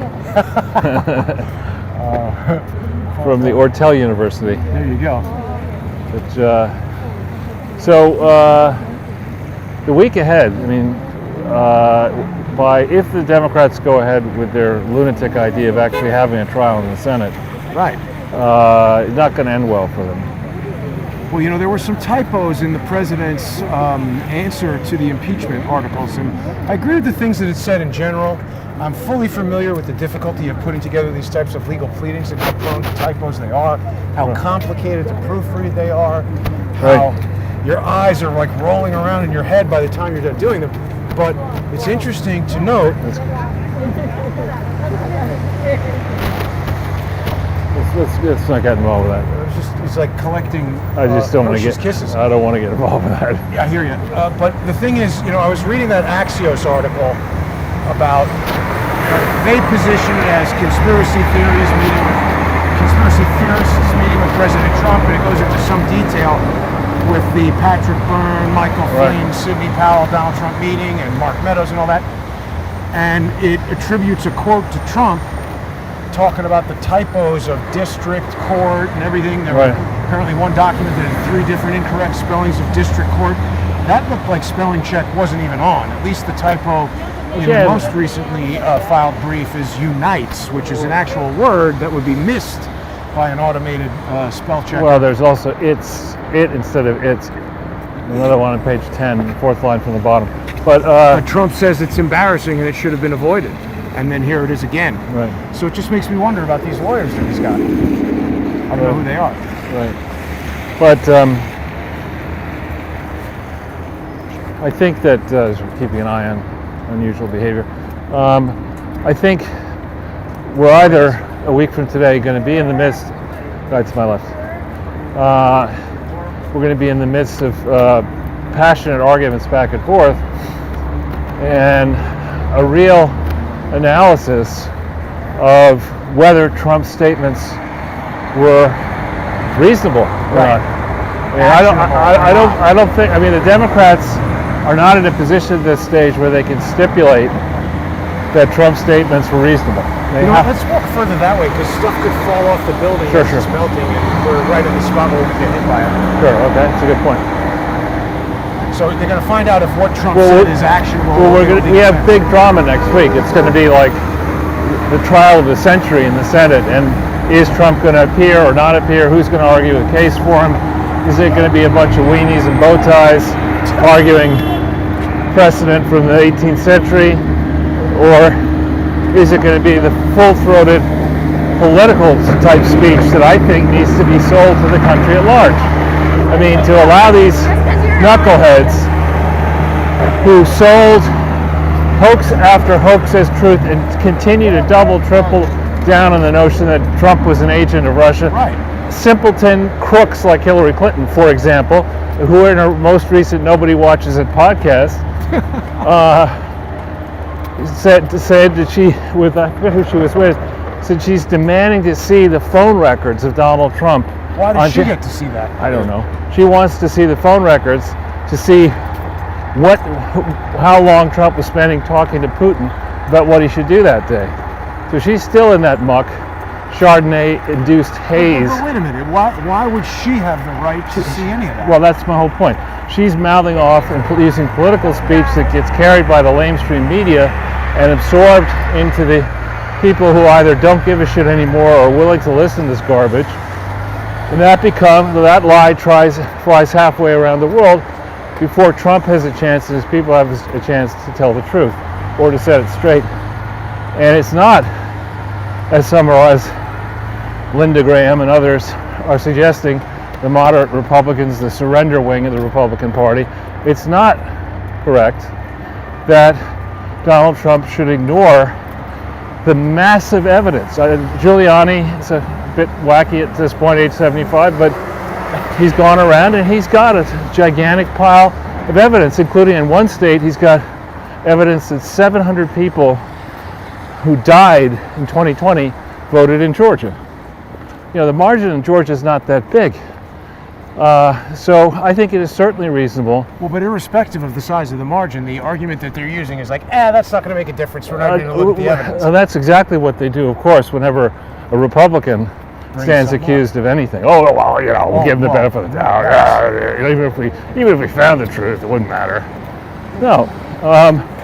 So you spend 4 years or more selling lies as truth. You don't have the moral high ground, or I won't see the moral high ground for you to complain about typos, if any, right, in a document. Now, but they've taken over Twitter. I know that you want to go across the street? Well, no, I want to just remind you that around 32nd Street is where we get. So the question is, do we go deeply over to 7th on one of these cross streets? 7th and 34th is. Let's go to 7th, because when we stay on the east side of 7th. Yeah, it seems to avoid whatever radio interference is hitting us over there. So we'll make a right here. Sure. But just in terms of what you were just talking about there. Yes. Steve Stockman. You know. Right. They put him right in jail, and he's a very high risk for COVID, and they were letting out violent criminals, and they kept him in there. And Avenatti. They let out Avenatti. That's crazy. Like, why let him out? He's young and healthy. He's not healthy. Don't let him out. But Avenatti is a lot more healthy than... Not mentally. Steve, I'm saying physically. Avenatti looks pretty physically well to me, whereas Steve Stockman, you know, his wife was describing, he's got diabetes, he's overweight, he's older by a lot than Avenatti, and they just punished the guy. They tortured him, kept him in there. You got to pronounce his name. Nutsack. No nutsack. One up it. No nutsack. What's happening with Avenatti? He was going to run for president at one time. He was leading the pack. I'll tell you what, Charles. I would take President Nutsack over President Dumb Joe. I don't think he is. I mean, nobody knows. This is exactly what I'm talking about. That you'll slip and fall and kill yourself in the snow. But it's covered. Oh, that's the first time people got a good look at the sound recorder.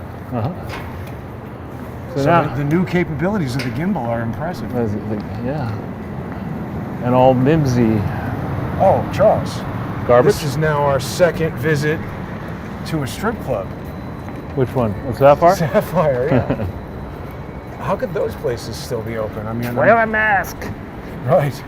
Well, there you're going to need a huge number of masks. And there's some university that is issuing guidelines saying that if you're going to amuse yourself, to put it politely, in case.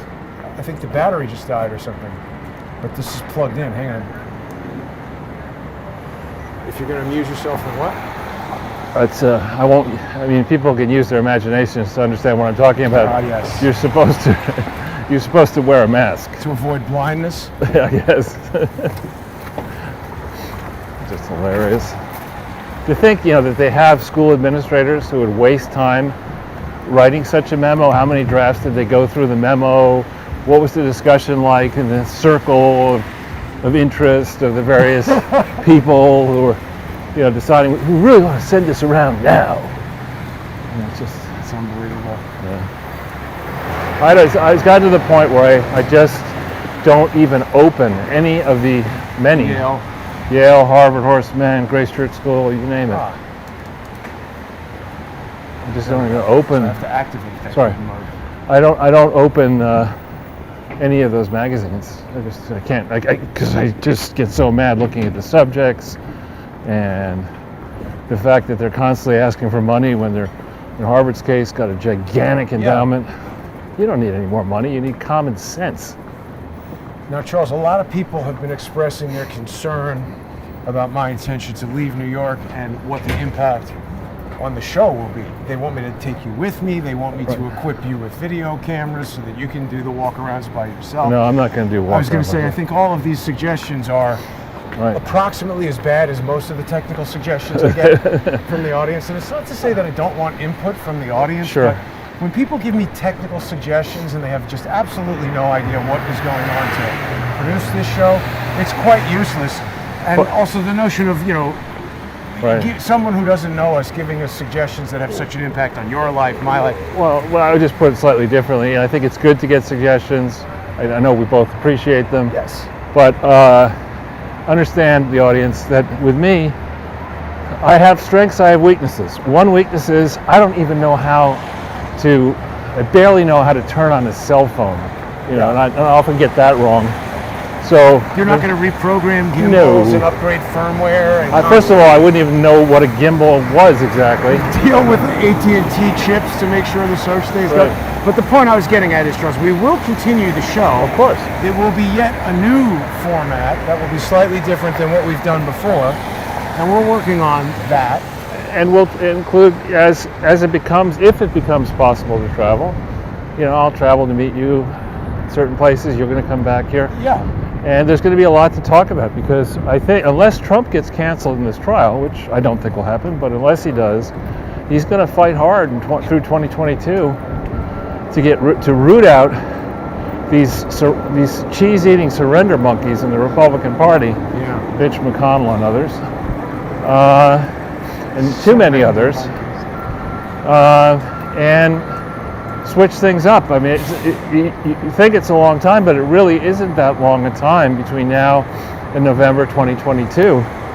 And I think a large number of I don't think you can call them rhinos anymore, they're Chinos, Chinese communists. But they're legitimate Chinos, not in name only. Right, exactly.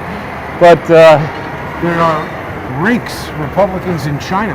That's right, exactly, in the service of China. So I think these people are going to be pushed hard out of the party if Trump survives this trial, which I hope he does. Yeah. And then vengeance is going to, and I don't think it's going to be, I hope it's not going to be violent, but I mean, people of Wyoming barely like Dick Cheney, right? I mean, they don't like his daughter. They certainly don't like his daughter. Is he from Wyoming? I saw that think movie he is. about him, he is. which was quite good, but he is an absolute dick. Yeah. Cheney. Is that how they named him? I mean, is that his first name? When Is it did Dick that Cheney? become popularized as an insult? Because everybody who is like over 60, who's named Richard, there's nobody who's my age who goes by Dick. Right. Well, sometimes I give them that nickname.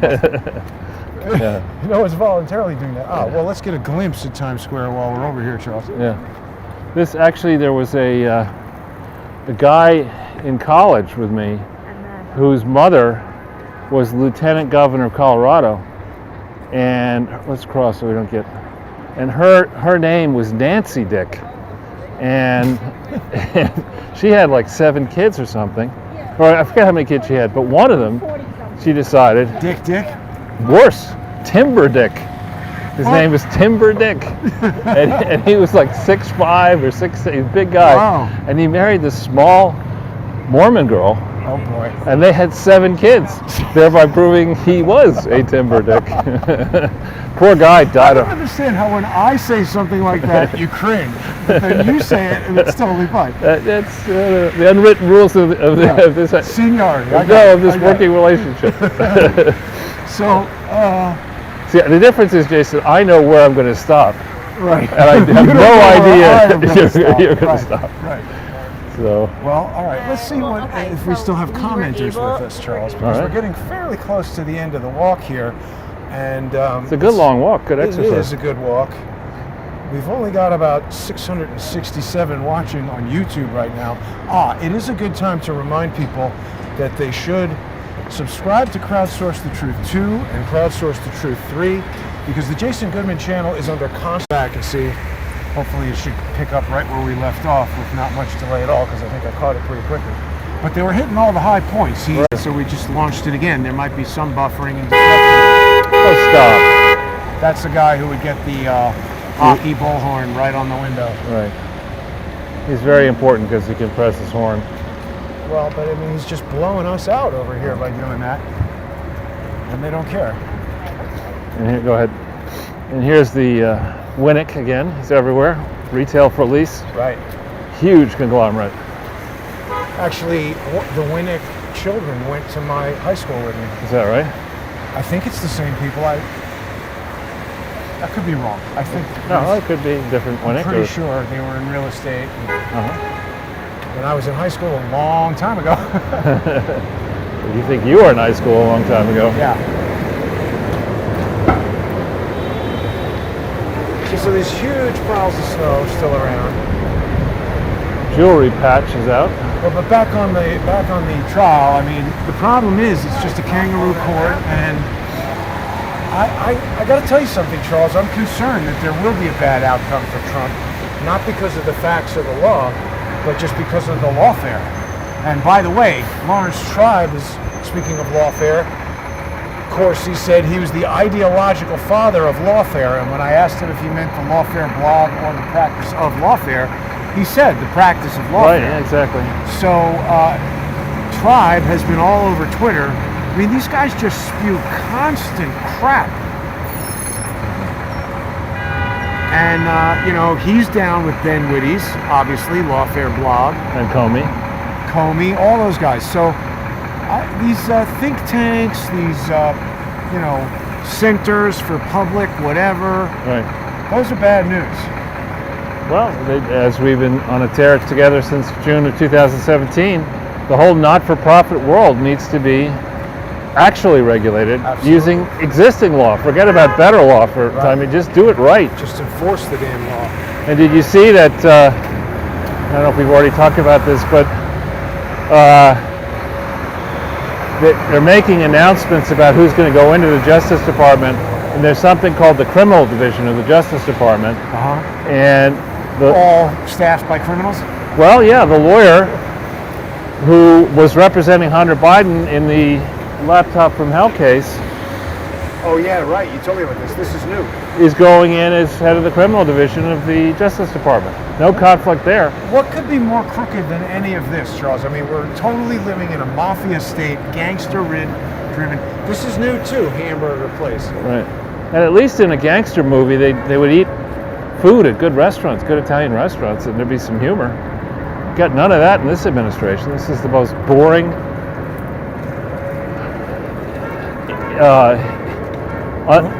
reliably incorrect and awful group of people that has ever inhabited the highest levels of government at the executive branch. And this team, if they stay in, Biden's going to get the chance to put in Supreme Court justices by putting Bob Bauer in, the lawyer of.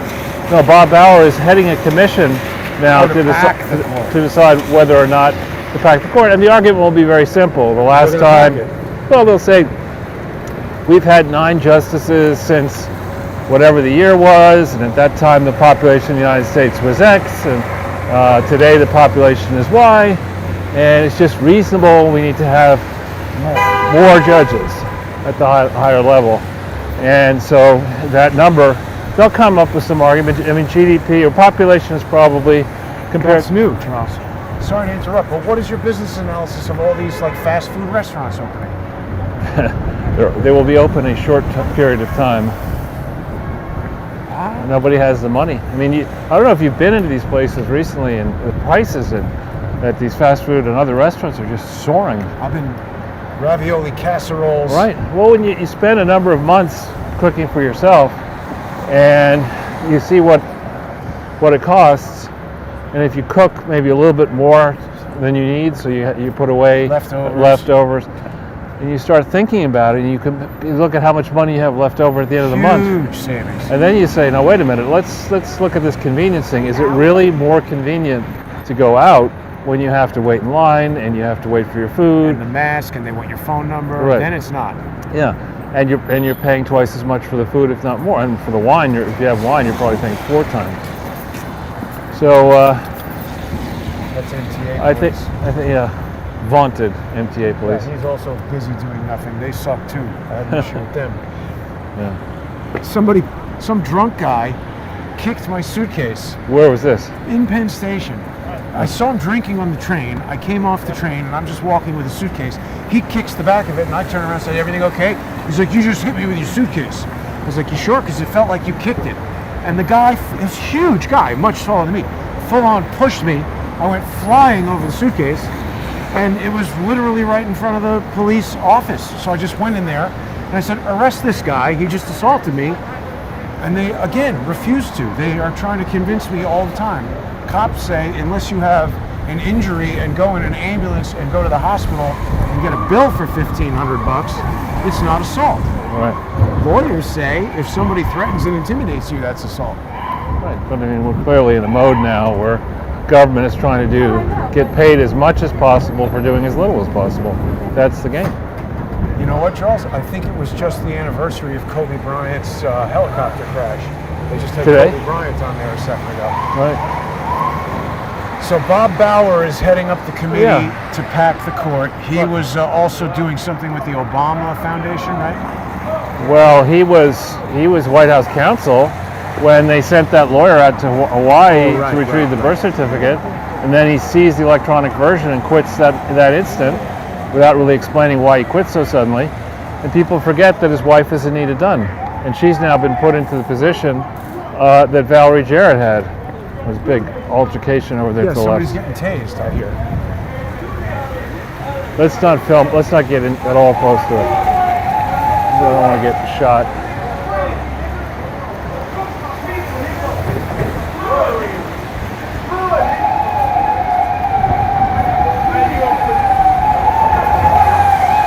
That will not end well. No, it's Fire department. our filming that would not end well. We got enough of it. Yeah. So Anita Dunn. Anita Dunn is in the same position now that Jared Kushner had under Trump, or that Valerie Jarrett had under Obama, and she is the wife of Bauer, who had to leave the first Obama administration when it was revealed I that love it that you just called Joe this first Obama administration. This is the second. No, the first Obama second one. term. I'm talking about the first one in 2009 through 16. The first Obama administration. This but she had to leave. She had to leave when it was revealed that she had cited her chief idol in politics, her political ideology was Mao Zedong. What? Yeah. Why? When did she decide that? Well, probably in college.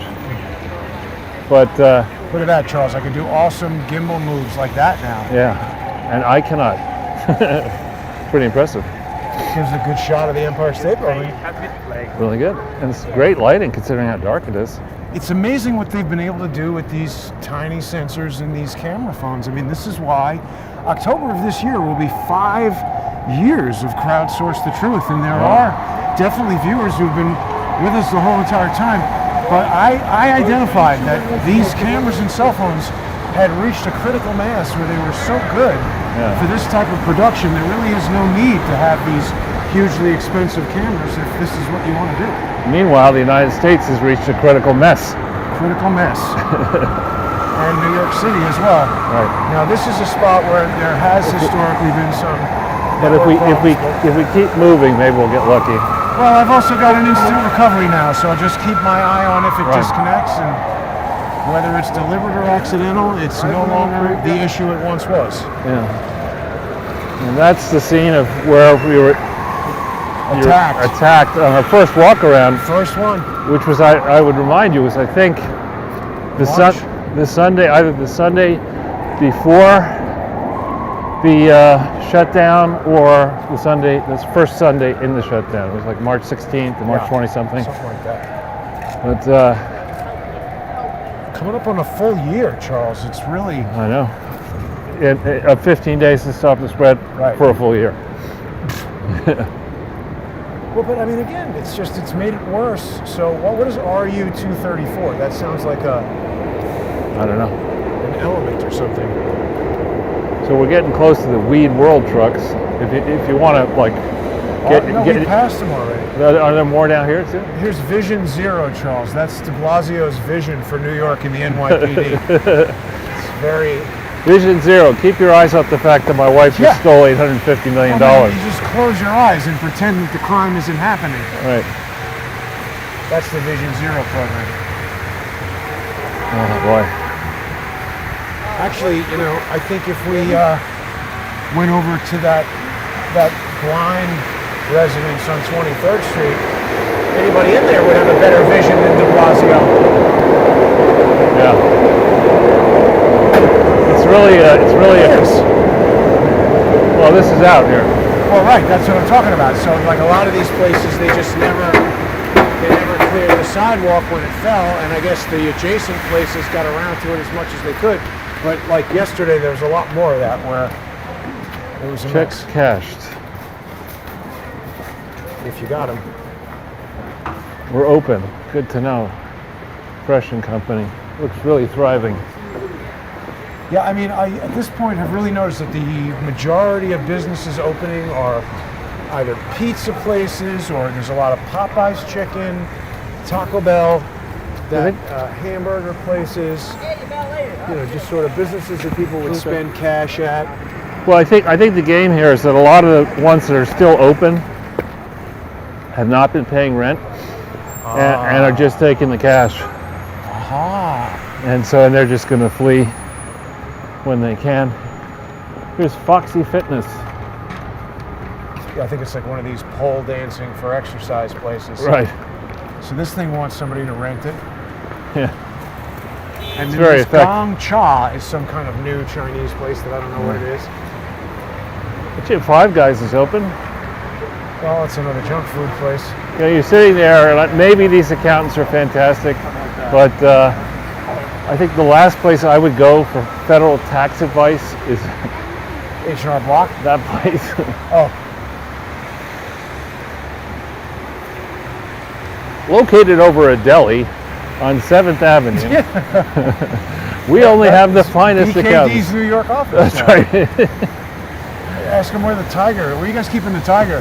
That's right. Mike Tyson has a podcast called Punching the hot tiger. hot boxing with Mike Tyson. So I guess they're like smoking weed and talking about boxing. But there was an episode where he was talking about how he had a pet tiger.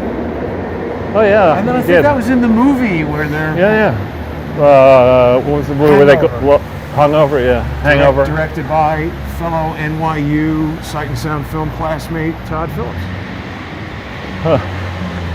Also directed The Joker. Is that right? That was a funny. The first movie was funny, but when you start doing it over and over again, it's like It's kind of the same thing again. But I have a feeling when you're Todd Phillips at that point in his career, somebody at Paramount probably said, "Would you do this?" And he says something like, "Okay, but only if you let me do this after." Then he does The Joker, and that movie was pretty low budget for a superhero type movie, but did excellent box office. So that guy, his career is made for the rest of his life. cool. But he's done a lot of good movies, actually. He's a very talented guy. I didn't really know him in film school. Oh, speaking of Joker and Batman, there's this pretty funny Trump Air ad that's been papered over. Nice graffiti. sure the owner of this newsstand will be delighted to see the graffiti that's on it. It's been closed for quite a while, so Yeah. I don't know what's going on with that. I'm not really sure what the business deal of those newsstands is, because they seem to be built by the city but operated by kind of independent guys. I mean, on this walk, this is now our 300 plus walk. I mean, our video, and Yeah. I don't know how many walks we've done, probably 100. Maybe. Well, for Count them almost up. a year, 2 a week, roughly 2 a week, Yeah. sometimes more. Yeah. I think I am going to award myself the Admiral Stockdale Award. You know who he is? I do, but I can't remember. right He now. was a Perot's vice presidential pick, who in the debate, just the only vice presidential debate, was like, he wasn't understanding anything. He looks up, he says, "Why am I here?" Oh, did he say In that? the debate. And I got to ask, I give myself that award. Why am I here? Look at this place. This place has gone from bad to worse. Remember, the graffiti wasn't that bad, and now look at it. It's bad. Careful on the water depth. Yeah. I am wearing waterproof shoes, but you're right. Yeah, this is just, This is Antifa, is it not, eh? I mean, it's something, anarchy, might be Antifa specifically. Andy No has that book out, Unmasked. I got to get that. We should try to have him on. I've been trying to contact him, and, I'm sure he's very busy. Oh, another person we should have on, we talked briefly about it, I know we're almost done, is this guy, Kane, Nate Kane. Oops. Are you still there? Yep. Nate Kane is a whistleblower who, in a role as a contractor to the FBI with high security clearance, saw a bunch of Hillary Clinton's or the Clinton Foundation related emails that definitely had special access protocol, top secret stuff on it. The laptops should not have had them. There's no way you can do that lawfully. And in addition, mentions in a podcast that I sent to you, mentions, maybe we crossed it, in about an hour-long thing, he mentions that he had seen evidence of hostile governments and hostile interests in the United States routing money. He had the bank account numbers, as Bannon likes to say, the receipts. Those funds going to the Clinton Foundation and to Clinton entities while Hillary was Secretary of State. How was that not investigated immediately? Well, that's because you turn it over to the FBI and they say, oh yes, goes in the box of things we will never investigate because we wouldn't want to implicate ourselves. But you see, Charles, that immediately causes me to call Patrick Byrne's story into question, because if that is true, why would the FBI attempt to entrap her if they wanted right. something to Well, hold over her head? But one other thing just to throw into the mix is another revelation. He claims, this Kane guy claims, and he's saying it on a podcast that's out there, that the FBI did open multiple investigations into this matter. He doesn't say the exact time frame, but I'm surmising it's 2009, 10, 11 time frame. Where are those files? Whoops, lost. Yeah, they're right exactly in the Department of Bleach Bidding. They're suggesting that there ought to be a Department of Truth or a Department of Realities are. yeah, and I know one person who won't be able to oversee that, and that's Dumb Joe. He's out of touch with reality. He's watching the spinning laundry machines. That's what he's doing. We should have a crackhead czar. That could be Hunter Biden. That's right. Well, Charles, I think we've reached the end of our walk. Was there anything else about Nate Kane that you wanted to? No, I just commend that podcast to our viewers, and stay safe, stay warm, and stay prepared for what lies ahead, because we're lots of mayhem coming, I think. Yeah. Well, people are saying next week there's going to be mayhem, but maybe I'll go to Washington, D.C. or something like that and see what the Army is up to. I hope people will become sponsors of the show by going to patreon.com/crowdsourcethetruth or subscribestar.com/crowdsourcethetruth. Thanks for watching, everybody. Enjoy the snow. And if you see Bill de Blasio, tell him I said he's an absolute